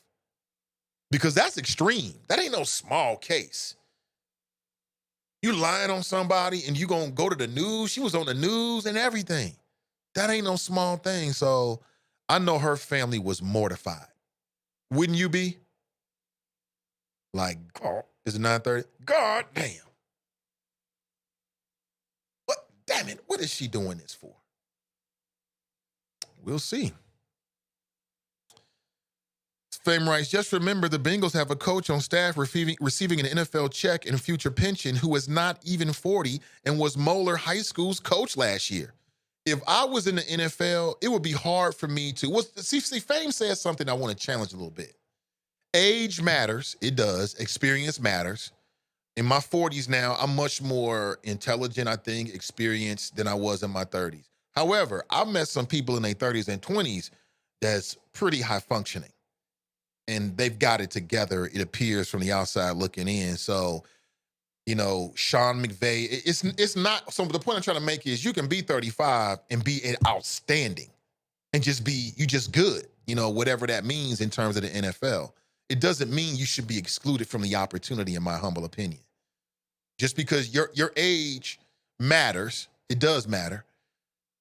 But if your skills, your interpersonal skills, your drive, your hustle, your intelligence, if all that is at apex level, then, you know, people overlook it. That doesn't mean that's who Zach Taylor is, though. Don't mean that. I mean, you're going from a guy in Marvin Lewis that won an NFL championship as a defensive coordinator to a dude that was a quarterback coach for a team that never won jack shit. There's a big difference there, ladies and gentlemen. I'm just saying. All I'm saying, we'll find out. Vontaze Burfict suspended for season for repeat offenders without pay. Well, the problem with Vontaze Burfict is you got 22 people on the field, you got 3-4 judges, but they all looking at him. So on any particular play, people are doing cheap shots and cut blocking and all kind of stuff. The problem is that his reputation precedes him. So now when he's on the field, they all looking at him every play. So they catch everything. Simple as that. You can't tell me he's the only one doing that. But it is what it is. I met Vontaze Burfict once, not in an official capacity. I was at one of these convenience stores and he was picking up, I don't know what he was picking up. And I was amazed at how short he was. I'm 6'4", so a lot of people are shorter than me, but I don't know, on TV and just his presence, I thought he would be bigger. Now, you could tell he was yoked. You know, he was yoked up now. He was cut. You could tell he works out and he was in good physical shape, but he was very small to me. Little short fella. But, you know, Vontaze got caught up in them drugs too, man. Let's be real here. We know the stories of Cincinnati. I know people that know people that know people. He was in them drugs. We all know it. Ashley writes, I think I read that already, but I'll say it again. Ashley writes, good morning, Nathan and the Choppers. I love that avatar. I'm all about them family avatars with the babies and when people doing successful stuff and things are happening and working for you. Please let me know. I love it. I love the good news. I love the good news. I open the news every day. I'm seeing black people in tears and crying over loved ones and being around. I'm so sick of that negative news. You know, I love the positivity. Love it. We got enough negativity out there. I'm all about the positivity. Miss Dee's in the house. She writes, greetings. Good to see you. Drop writes, this girl is a big fan of Jussie Smollett. There you go. Brian writes, just like the Reds, get rid of a playoff coach for a losing coach. Embarrassment. That's what it looks like, Brian. It's hard for me not to bring the racial angle into it because that's just what I do. And that's what I see. I thought that Marvin deserved one more year. One more year. That was it. That was it. But that's just me thinking. So what? That's what I think. The Brown family. Oh yeah. He said the Brown family. He said the Brown family. He gives them props for their hustle and drive. What hustle and drive? They was born into money. The Brown family, Mike Brown, all them. They were born into a family that was already a football dynasty. You know what I'm saying? Who can't be successful? You telling me if you was born into the Brown family that you wouldn't be smart enough to say, I don't know, work in the family business and you couldn't do as good as the Bengals are doing right now? Man, I don't believe it. You take anybody in this room right now. If you were born into a family that owns an NFL franchise, 9 times out of 10, and again, drugs and all that kind of stuff come into play, but 9 times out of 10, most of those people go into the family business. Since you was a kid, you've been going to the games and listening to your father and your auntie and your mother talk about the game. It's in your blood. Who can't be successful in that? I mean, the way the NFL is set up today, you can't lose money. The Bengals could go 0-16 and still make money. So you can't lose money. Whether you go to the playoffs or not, whether you go to the Super Bowl or not, you're going to make a profit every single year. Who can't be successful in that? We got to stop giving people props because they came through and you born with a silver spoon in your mouth.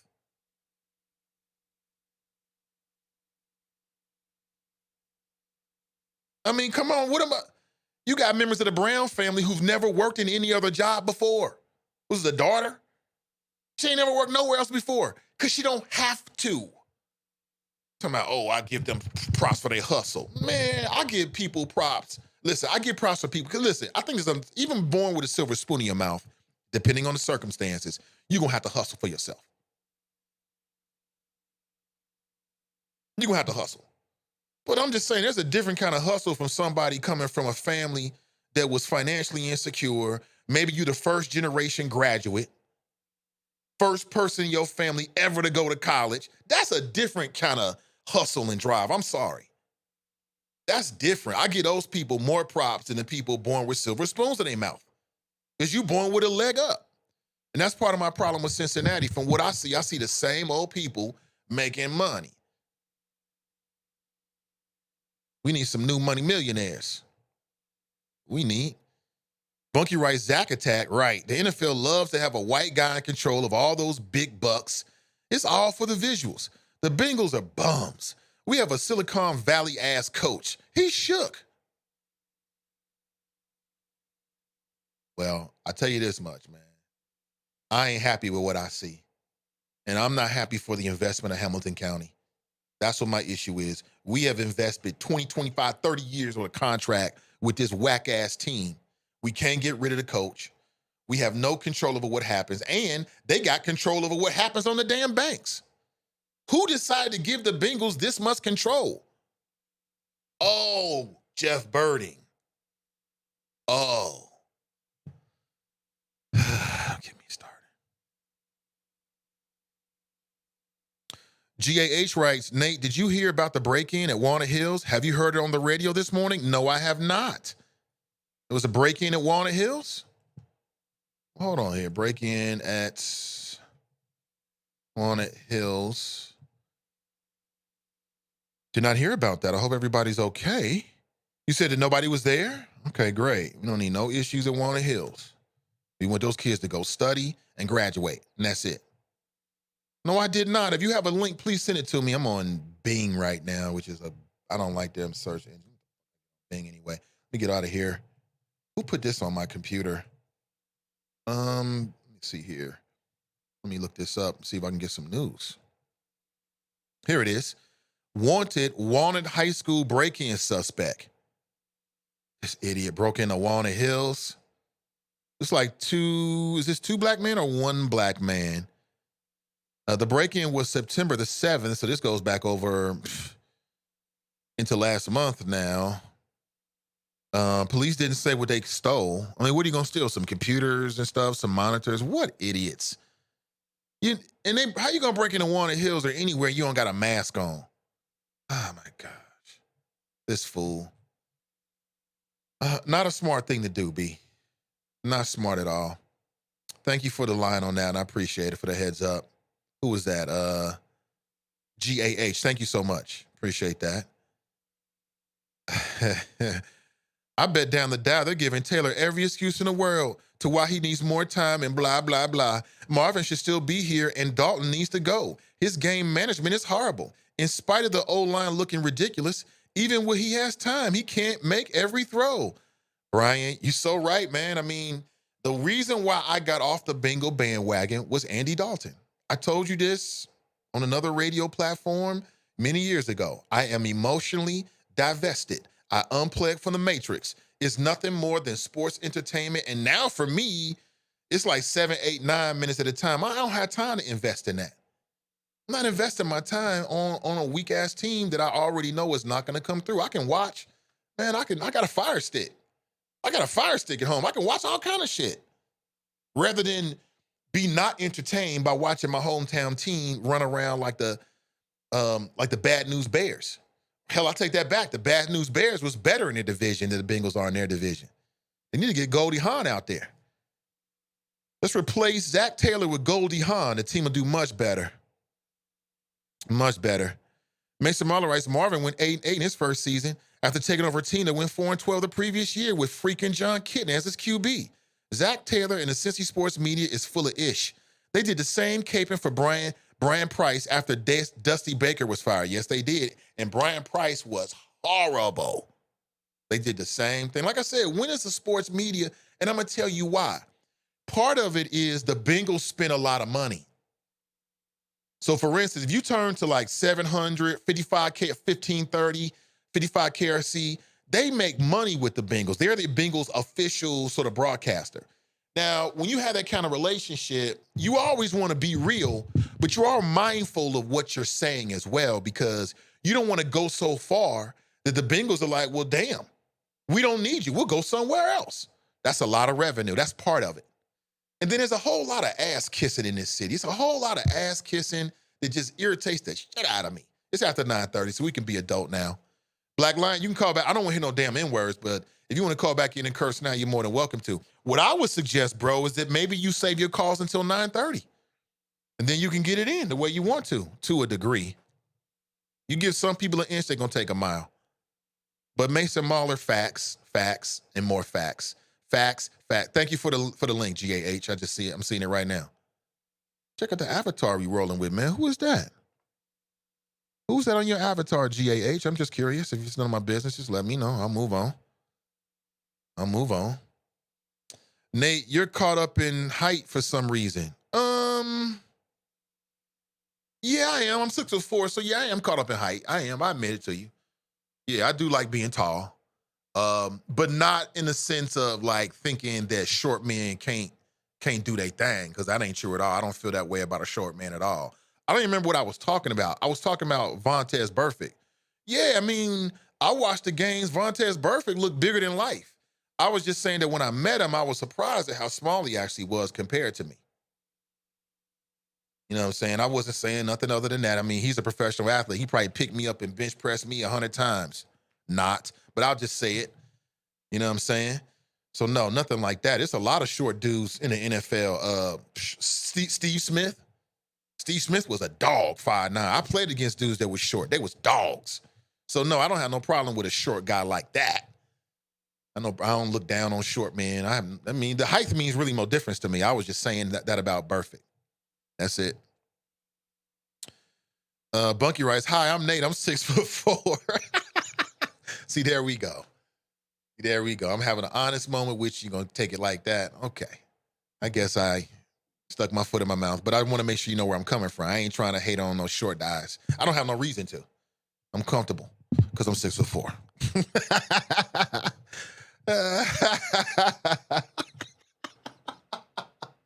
I will say that over the years, though, man, I've had a lot of short dudes that had a problem with me. It's hilarious, man. They get caught up with the Napoleonic complexes and feel like when they're around a tall dude, they got to show how tough they are.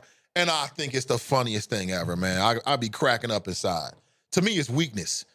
Your height don't make who you are, short or tall. It's your heart. It's really all about heart. And I'll leave it like that and move on. TNT writes, good morning to you, TNT. Tracy's in the house. Good to see everybody.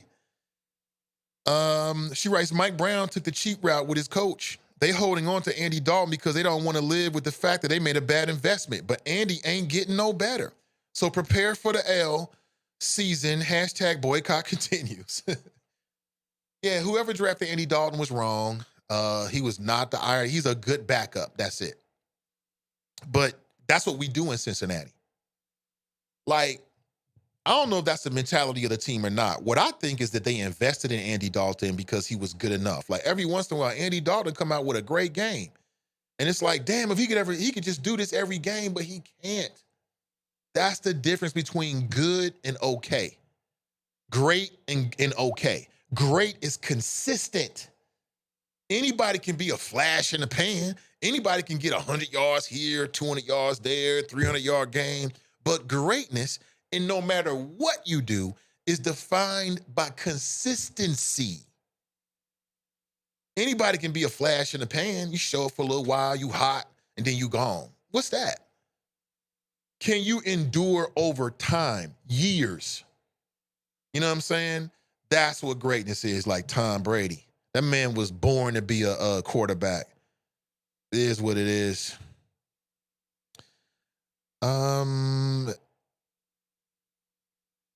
Tracy writes, hey, Mike, happy birthday to your baby. Okay, happy birthday to your baby, Mike. King Cobra writes, Spud Webb dunked on Nate in 96. He's funny for that. Spud Webb is a great example of that. Spud Webb was a dog. What was he, like 5'4", dunking on cats, man? He was a dog. At the Friars Club, it was a bunch of short dudes there, man. Them dudes was balling. Balling. Super fast, super strong, super great jumpers.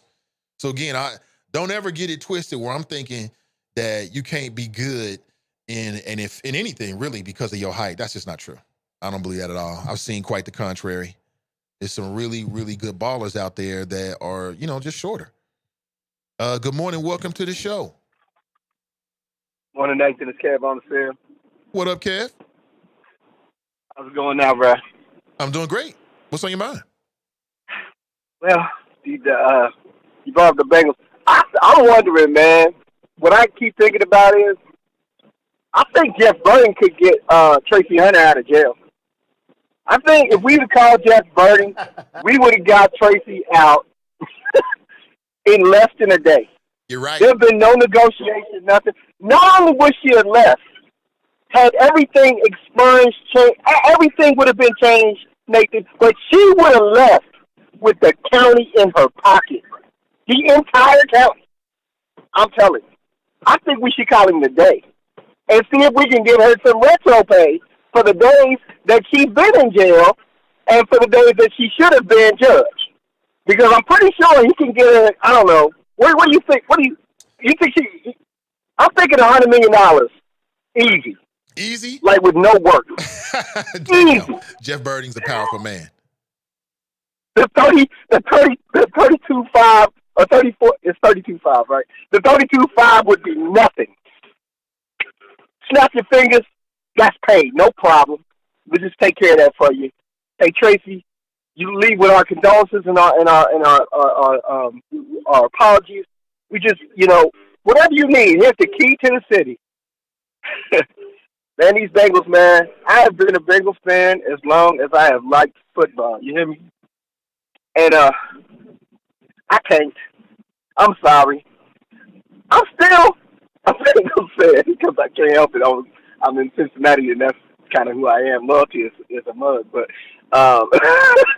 but with one caveat, this dude got to get fired. It's game 4 of your professional career as a head coach, and you have no wins, no ties, no nothing. Not only should we, you know what? We also should get Birding here, man, to get Marvin back. Marvin starts back tomorrow, man. If we get Jeff here on our team, We got Marvin on Monday. No problems. What you think, I man? like it, man, because we know Jeff Birding is the smartest man in Hamilton County, bar none. I haven't figured out how. I don't know. He must have got a law degree. He must have got his law degree from JC himself. That's the only way I can figure this out, man. I don't know. I'm just like, man, if you're anointed, you're anointed. What can you say? You know what I'm saying? Jeff Birding That's most fair. can literally sell ice to Eskimos. Literally. That's how tight he No, is, man. bro, he can sell fat to heavy set people. You hear me? That's how tight he is. This man is off the chain. His skill set is just in another stratosphere. Back to the most serious thing, though. So October the 7th is the last day to sign up. If y'all ain't getting in cash and vote, I believe that we might be looking for a prosecutor in the next 2 years. So it's kind of important to get engaged in the process. You can say all you want to, but if you don't want to get arrested by people who don't like black people, you have to make sure that the person deciding who's going to arrest you is not a person who don't like black people. It ain't difficult. This is very easy. Sign up now. Make sure that you get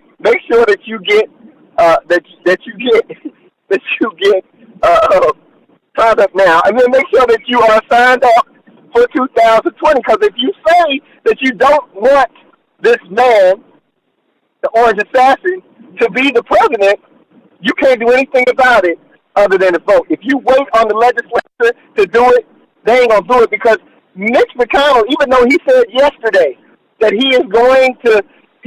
they're going to have to impeach. All that means is we're going to have to impeach and not convict, and that's what he's going to do. So again, you got one shot at this once a year. November's the time. October is the last day to sign up. Get signed up like you would for your fantasy football leagues or your basketball leagues or whatever it is. That's all I got, man. Be blessed. That's all I need. Blessed Thank you for the call. It's Kev on the sale. I thought he was going to end it with his ending, but thank you for the call. Rackham. Yeah, we just joke about Jeff Birding because, he sold us he was part of the chain. He wasn't the primary, right? But he was a part of the movement for the Hamilton County Bengals stadium deal that I'm always belly aching about. And then 20 years later, he came back and sold us that we needed a soccer stadium, right? And it worked. Smartest man in Hamilton County. Speaking of the Bengals and Hamilton County and money and things like that, shout out to the I-Team WCPO this morning. They got a very interesting piece that looks like it was posted by Paula Christian. Here's the headline. If you live in Hamilton County, this is important, or you might find it important. Let me check this out. Here's the headline. Who is to blame for Hamilton County's $821,000 legal bill last year?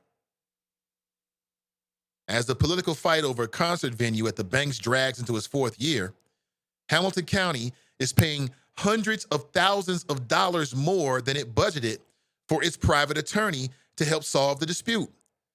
Hamilton County commissioners voted in 2016 to cap the fees that it pays to attorney Tom Gableman's firm of Foss Brown Todd at $575,000. But then they voted in 2 of the past 3 years to exceed that cap and pay even more money in legal bills. In 2018, the county paid $821,264,000 to Gableman's law firm. So far, the county has spent $443,000 in 7 months if the legal bills continue at the same rate.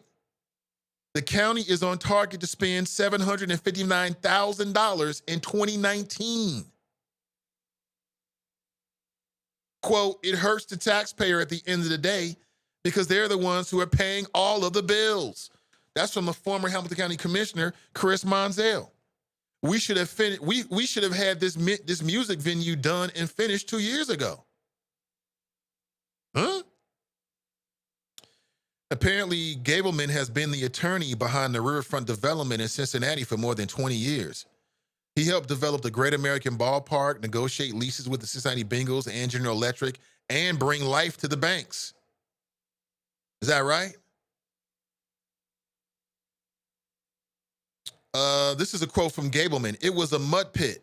There was a gulf between the ballpark and the Freedom Center. There was nothing. Right now, it's one of the largest urban redevelopment projects in the country. Really? Well, it wasn't one of the largest redevelopment projects in the country when Liz Rogers had a space down there. Think about that, man. You need to go to law school. Check out this number here. The banks now, so on top of everything else, the county is paying a little bit short of $1 million a year for a lawyer to negotiate contracts. How much fucking time is he spending on this? Every day? $800,000 to do what? That's wild. That is crazy right there. And apparently over the life of this deal, it's been like the county has spent $21 million on legal fees since 2000 for just one person. So everybody's making money but you. Everybody's getting ahead but us. The Bengals got a sweet deal. This lawyer got a sweet deal. $21 million since 2000? There needs to be a fucking audit of that. The banks now generates $1.7 billion in economic activity each year, according to county figures.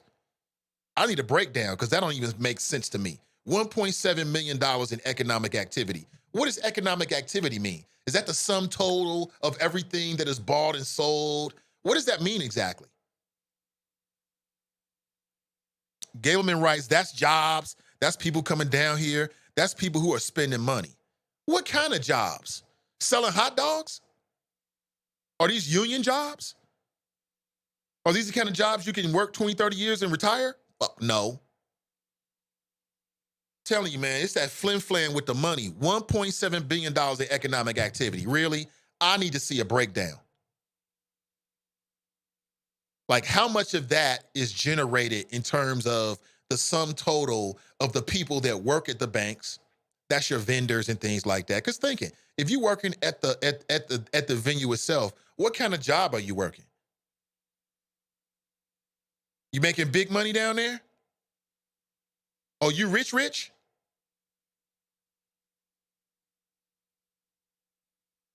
So one lawyer has made $21 million since 2000. He's making over $1 million a year. That's crazy. Man, listen, go to law school. Start you one of these high-powered law firms down on 4th Street and rake in the cash. Rake it in the cash. Telling you, man, some people in this city, man, have so much money.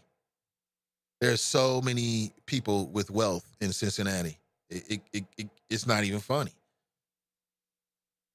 And I don't begrudge them at all. I mean, you put yourself in that position, enjoy, but this is more of a public project. How many black lawyers are making money off of this? How many black law firms or black lawyers does the county employ? How many non-white lawyers are making money with the county? And how much money are they making with the county? That's big right there. You making $1 million a year? Damn, what's your hourly fee? Is that your only case? Is that your only client? Maybe that's his only client. I don't know. Damn, I should have went to law school. I mean, I guess Gableman is just that guy. You know what I'm saying?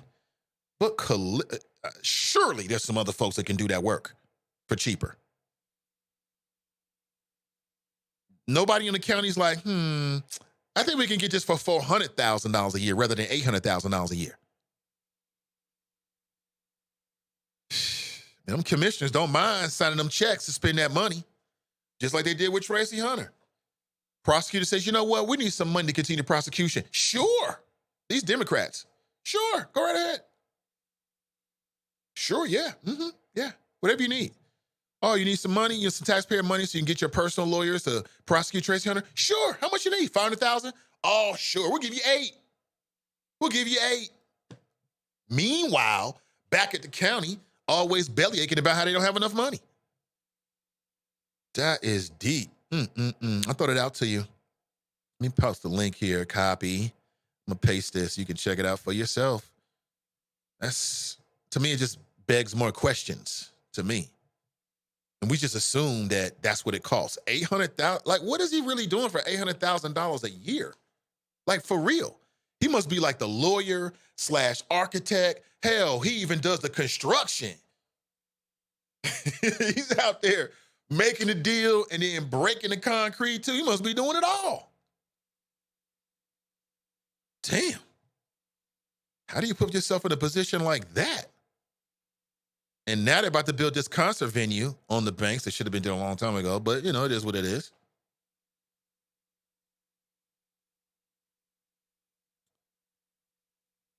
Let me see here. Under a 2016 contract, the county pays Gableman's firm $250 an hour for legal work performed by his team. This is far less than the $560 he charges other clients per hour. That's from Todd Portune. Oh, so we getting a deal. That's what Todd Portune's trying to say. We getting a deal. Well, God damn it, Todd Portune, we can count. We have calculators. Let's pull the calculator out. Let's see how many hours you have to do for $250 per hour to get $1 million a year from the county. How many hours is that? I don't know. Where's my calculator? I'm talking all this shit. Gotta do it. Calculator. Okay. School. What old school? Somebody do the number out there. Do the numbers for me. So Gableman's making $250 per hour. And in 2018, he got paid, let me get here. In 2018, the county paid him $821,000. Okay, so let's do the math. This is simple division. 8211, hold on. Okay. 821,264 divided by, we're going to get the number of hours, 250. How many hours is this? That's 3,285 hours. 3,285 hours.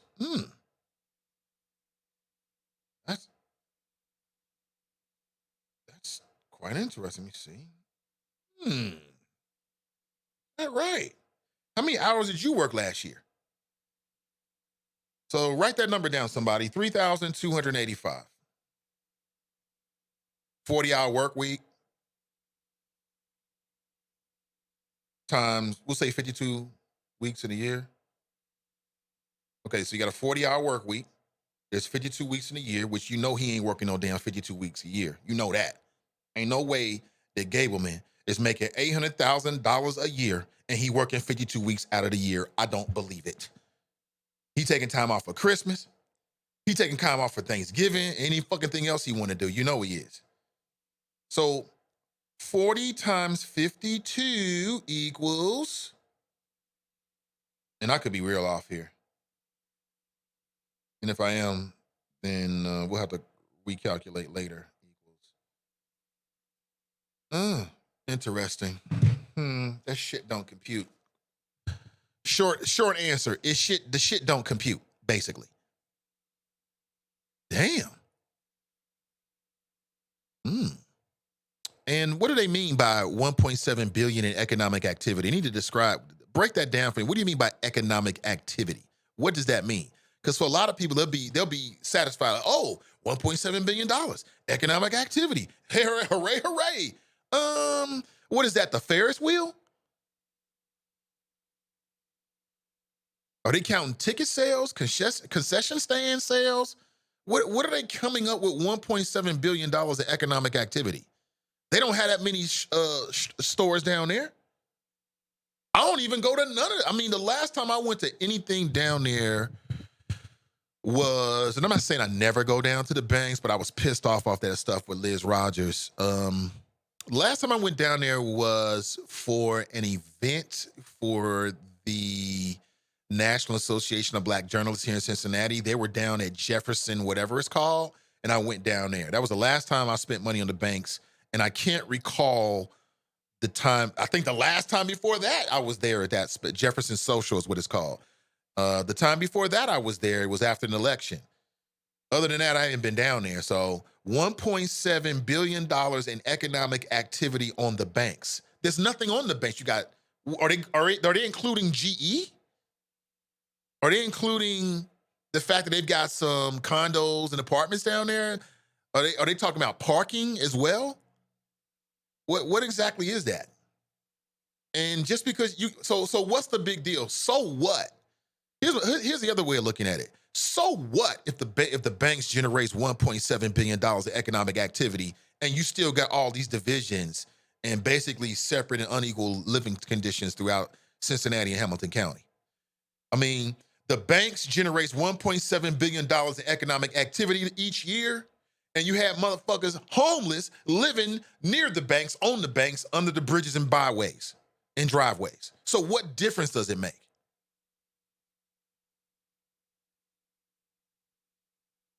What difference does it make? $1.7 billion in economic activity, and we still got far too many black kids living in poverty. We still got a 40,000 unit shortage of affordable housing. The school system's got a D. So who cares? Who cares? Big deal. So what? The banks generate $1.7 billion. So what? From the outside looking in, my spider sense tells me the same old rich people keep getting richer, and that's it. Because I ain't experiencing none of that $1.7 billion in economic activity. Are you? Maybe you are. Maybe you got a contract with something on the banks or something like that. I wish you the best. Rake it in, man. Cash it in for you and your family. I'm happy for you, but I just don't really think it means shit.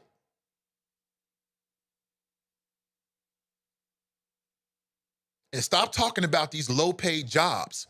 Oh, we got jobs. Jobs. You go do that damn job. If every job is the same, I'm going to switch out with Gableman. Every job's the same, right? Because every job is not the same. Out there huffing hot dogs and popcorn. Oh, you got a job? I mean, yeah, you do, but yeah. There's a lot of questions that need to be asked about this, in my humble opinion, but we shall see. John Cranley is quoted in here. He's got some very strong words. Would you like to hear him?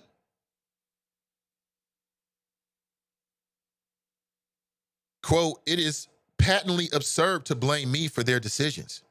We hire lawyers at public servant ranks, not 20 million. And they do a good job of being transparent and trying to protect the taxpayers' interests. In contrast, they have paid 20 million to Todd Gableman over 20 years. And it's not surprising when you pay high corporate rates that you're going to have the corporate interest protected ahead of the public good."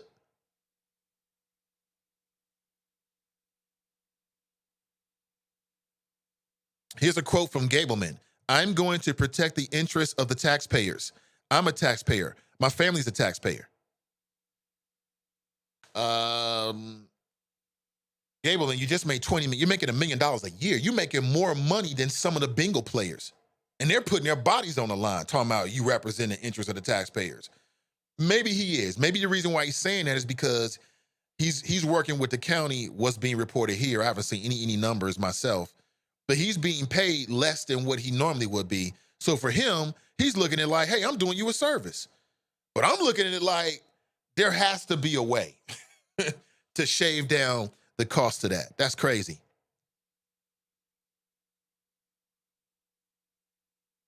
That is crazy. More local news.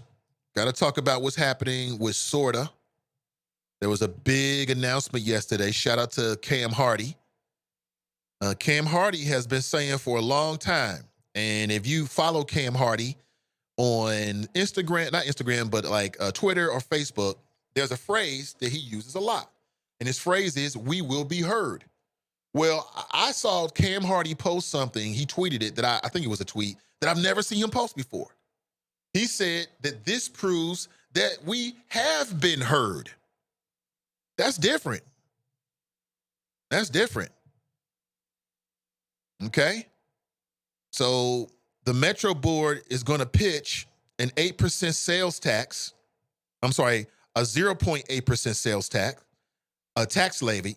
I'm sorry, let me get this out right. I'm mangling it. Sort of Board approves a 0.8% sales tax levy for Cincinnati Metro bus service. It's the first time in nearly 20 years Hamilton County voters will get a chance to decide whether or not to boost public transportation services with county collected revenue. The Southwest Ohio Regional Transit Authority Board of Trustees took action on Monday afternoon to ask Hamilton County voters to boost Cincinnati Metro bus service with a sales tax levy.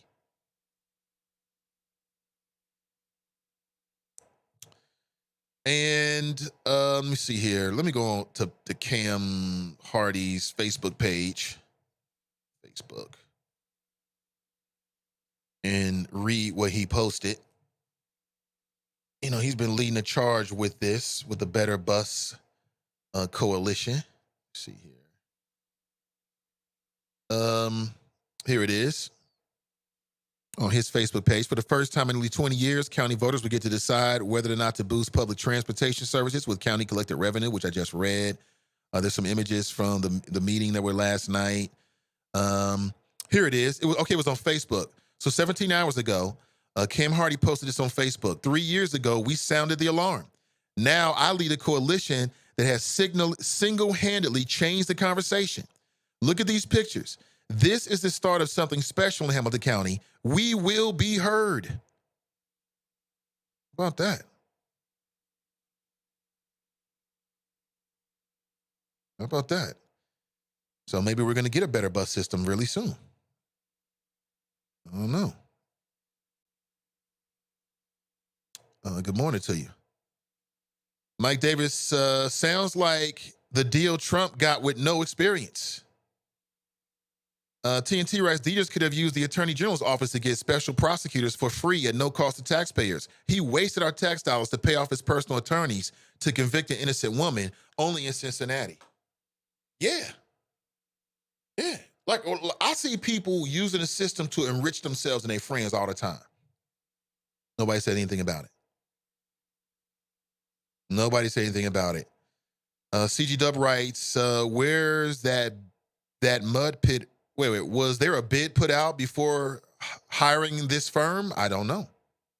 We have to go back 20 years. She writes, fucking sick of these whack-ass commissioners.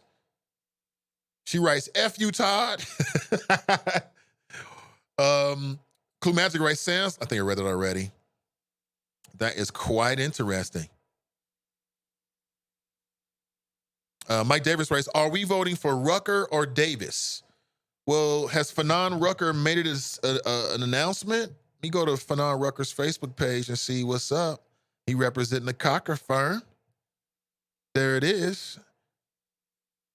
No, I don't see anything about that, but if you had, let me be straight up with you. If you ask me between those two men, who do I think has a better shot at beating Joe Dieters? From where I sit right now, I have to say 100% Fanon Rucker with no equivocation. With no equivocation. Why do I say that? Well, I say that because between those two men, I believe that Fanon Rucker is more well-known within the Black community. I think he's more well-established throughout the community in general. And then he's been a judge for these few years. Along with his other experience, I think it boosts his resume to be even better than Gabe Davis. That's my personal opinion as I sit here right now. Now, some people have suggested that Gabe Davis should step out if Fanon Rucker gets in. That's an interesting question. That's interesting. I don't know. I don't really have a strong opinion about that at this particular point. But if you're asking me straight up, if I had to vote today, if that was the vote, because to this point, Fanon hasn't announced anything. But that's what my gut tells me. Speaking of announcements, shout out to Cedric Denson. He kicked off his re-election campaign last night. I was not able to attend. I was caught up with family stuff. Little Buddha has a math tutor, and we typically do it on Thursdays, but we had to move it up to Monday, and that time conflicted. Then I had other family stuff to do. I just wasn't able to get out, but I support Cedric and his reelection bid, and I'll definitely be out at the next events as they move forward if I'm able to be there. But it's political season, baby. It is. It's that time. Get ready. Got big decisions to make. So that's my take on it, Mike. For me, I think, to me, it's about, because I would take either one of them over Dieters from what I know of them at this point. Having talked to them in front and behind, away from the camera. That's my personal viewpoint. But then when it comes down to who can actually beat Dieters, my Geiger counter is pointing toward Fanon Rucker. I didn't take anything away from Gabe Davis, because for me, I think, hey, if you want to run, do your thing. You know, everybody got an opportunity, and I support it. But we shall see. So for right now, we got Fanon. I'm sorry, right now we got Gabe. And I take Gabe over Joe Dieters any day. You know, twice on Sunday. Okay, that's just me. But we'll have to wait and see. I mean, is Fanon actually going to get in the race? I don't know. I know people put out, you know, there's questions about Fanon. There's questions about everybody. But we shall see. TNT writes, he got his degree from White Privilege University. Bunky writes, Muggsy has skills. Oh, Muggsy Bogues was a beast. Like I said, I mean, on a basketball court, being short, I mean, basketball is all about height and verticality and all that kind of stuff. But because of that, if you're short and strong and fast and got a good eye and good shot, you can still find your place on the basketball court, just like on the football field. See here. More of your chat here. Gabe was selected to run to split the black votes. Dieters playing chess. When you say selected, are you saying you think that Gabe Davis is somehow in cahoots with Joe Dieters? Because I don't believe that at all. I don't believe that. I haven't seen anything that would let me. I don't see that at all. Is that what the rumor is? I mean, it's like I say, man, it's always some shit to say. And 10 times out of 10, it's coming from black people. Because that's how black people do each other. You know what I'm saying? I haven't heard anything about that with Gabe Davis. Nothing that I see from Gabe Davis, that I've heard from Gabe Davis, would let me believe that he's a plant from Dieters. I don't see it. Now, it don't mean that I know everything, because I don't. But I haven't seen anything like that. And if I did, I'd tell you. Because why wouldn't I? There's no repercussions for me. I'm going to do the show tomorrow and still work with the people I'm working with either way. So for me, it's just about being true. And I haven't seen that. Bunky writes, Davis' pop is a cop. I'm just saying, his pop was a cop. You know that. And what does that mean exactly, though? You know what I'm saying? Is that something that we hold against his brother? Or, you know, his father was a police officer, so it is what it is. You know what I'm saying? Somebody says, Bunky, explain your avatar, which makes me click on the avatar. Uh-oh, what the hell? Is that Bill Gates? What is that? Yes, I'm looking for an explanation too now. Mike Davis writes, I thought he did. I am mistaken. He hasn't. He had a big coming out party, announcement party on, what was it? Was it last Friday? Or the Friday before that? I'm sorry, I can't remember off the top of my head right in this moment. But he didn't announce anything like that. Listen, thank you so much for being here. I got to make a move. We are 19 minutes after 10 a.m. this morning. I want to give you a full 2 hours of the show. Remember, I'm kicking off the show every day this week at 8 a.m. So just kind of adjust your schedule a little bit. I know it's not the best for everybody. A lot of folks enjoyed that first hour. But just for this week, 8 a.m. And we'll see how things go in the future. See here before I get everybody's chat in. Brian writes, and let's not forget about money they get for TV revenue, right? Like I said, if you were born into a family that owns an NFL franchise, you don't have to work a day in your life. The team don't even have to win no games, and you're still going to make money. Because that's how the NFL set it up. You know, they set it up to make money no matter what. which is the purpose of all business. That's what business wants. They want to monopolize. That's the tendency of any business, to monopolize whatever industry you in, rise to the top and make all the money. That's the point, right? And the NFL is doing that. They got a sweet deal for themselves. Hey, listen, thank you so much for being here. I'll be back tomorrow, bright and early, 8 a.m., and check out the flows. I want to remind you that this Saturday, October the 5th, 2019, 3 p.m. to 6 p.m., I want to invite you to the Erica J. Holman Foundation Mammogram Jam. It's a free event. And again, when you go to this event, you know, people are happy. I mean, of course, they're there because of the passing of Erica J. Holloman. But this is about raising awareness. This is about keeping your family together. If you haven't gotten a mammogram, please consider getting a mammogram this month. This is Breast Cancer Awareness Month. And the Mammogram Jam will be at Mango's Tropical Oasis, I like the way that sounds, this Saturday. So please meet me there. I'd love to see you. And the Erica J. Holman Foundation is hosting a free event for the awareness of triple negative breast cancer. If you've never heard of it, look it up. Share this with your family members, with your wife, with whoever's in your life who's close to you. Triple negative breast cancer is especially, it targets Black women. You may or may not have heard about it, and they are raising awareness. This is a very serious effort to raise awareness and education. This is about health, and I'd love to see you there. So if you haven't gotten a mammogram ever or in a long time, the Tri Health Mammogram van will be on location, and you can get a mammogram at the event. So have a wonderful day. I'll be with you again tomorrow morning, bright and early, and we'll talk real soon. I'm out.